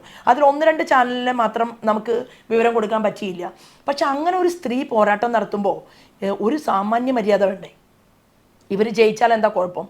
ഞാൻ ജയിച്ചാൽ, ആലപ്പുഴ പാർലമെൻറ്റ് മണ്ഡലത്തിൽ നിന്ന് ജയിച്ചാൽ ഈ മാധ്യമ സുഹൃത്തുക്കൾ കൂടി ചൂണ്ടിക്കാണിച്ച് തരുന്ന എത്രയോ പാവങ്ങളുടെ കാര്യങ്ങൾ ചെയ്യാൻ സാധിക്കും. അപ്പോൾ അതുകൊണ്ട് ഇതെല്ലാം തന്നെ ഒരു ലോബി ഞാൻ കടന്നു പോകരുത്. കാരണം ഇന്നിരിക്കുന്ന എനിക്ക് ഒപ്പിടാനുള്ള പേനയില്ലാതെയാണ് ഞാൻ ഇത്രയും വലിയ പോരാട്ടം നടത്തുന്നത്, അല്ലേ?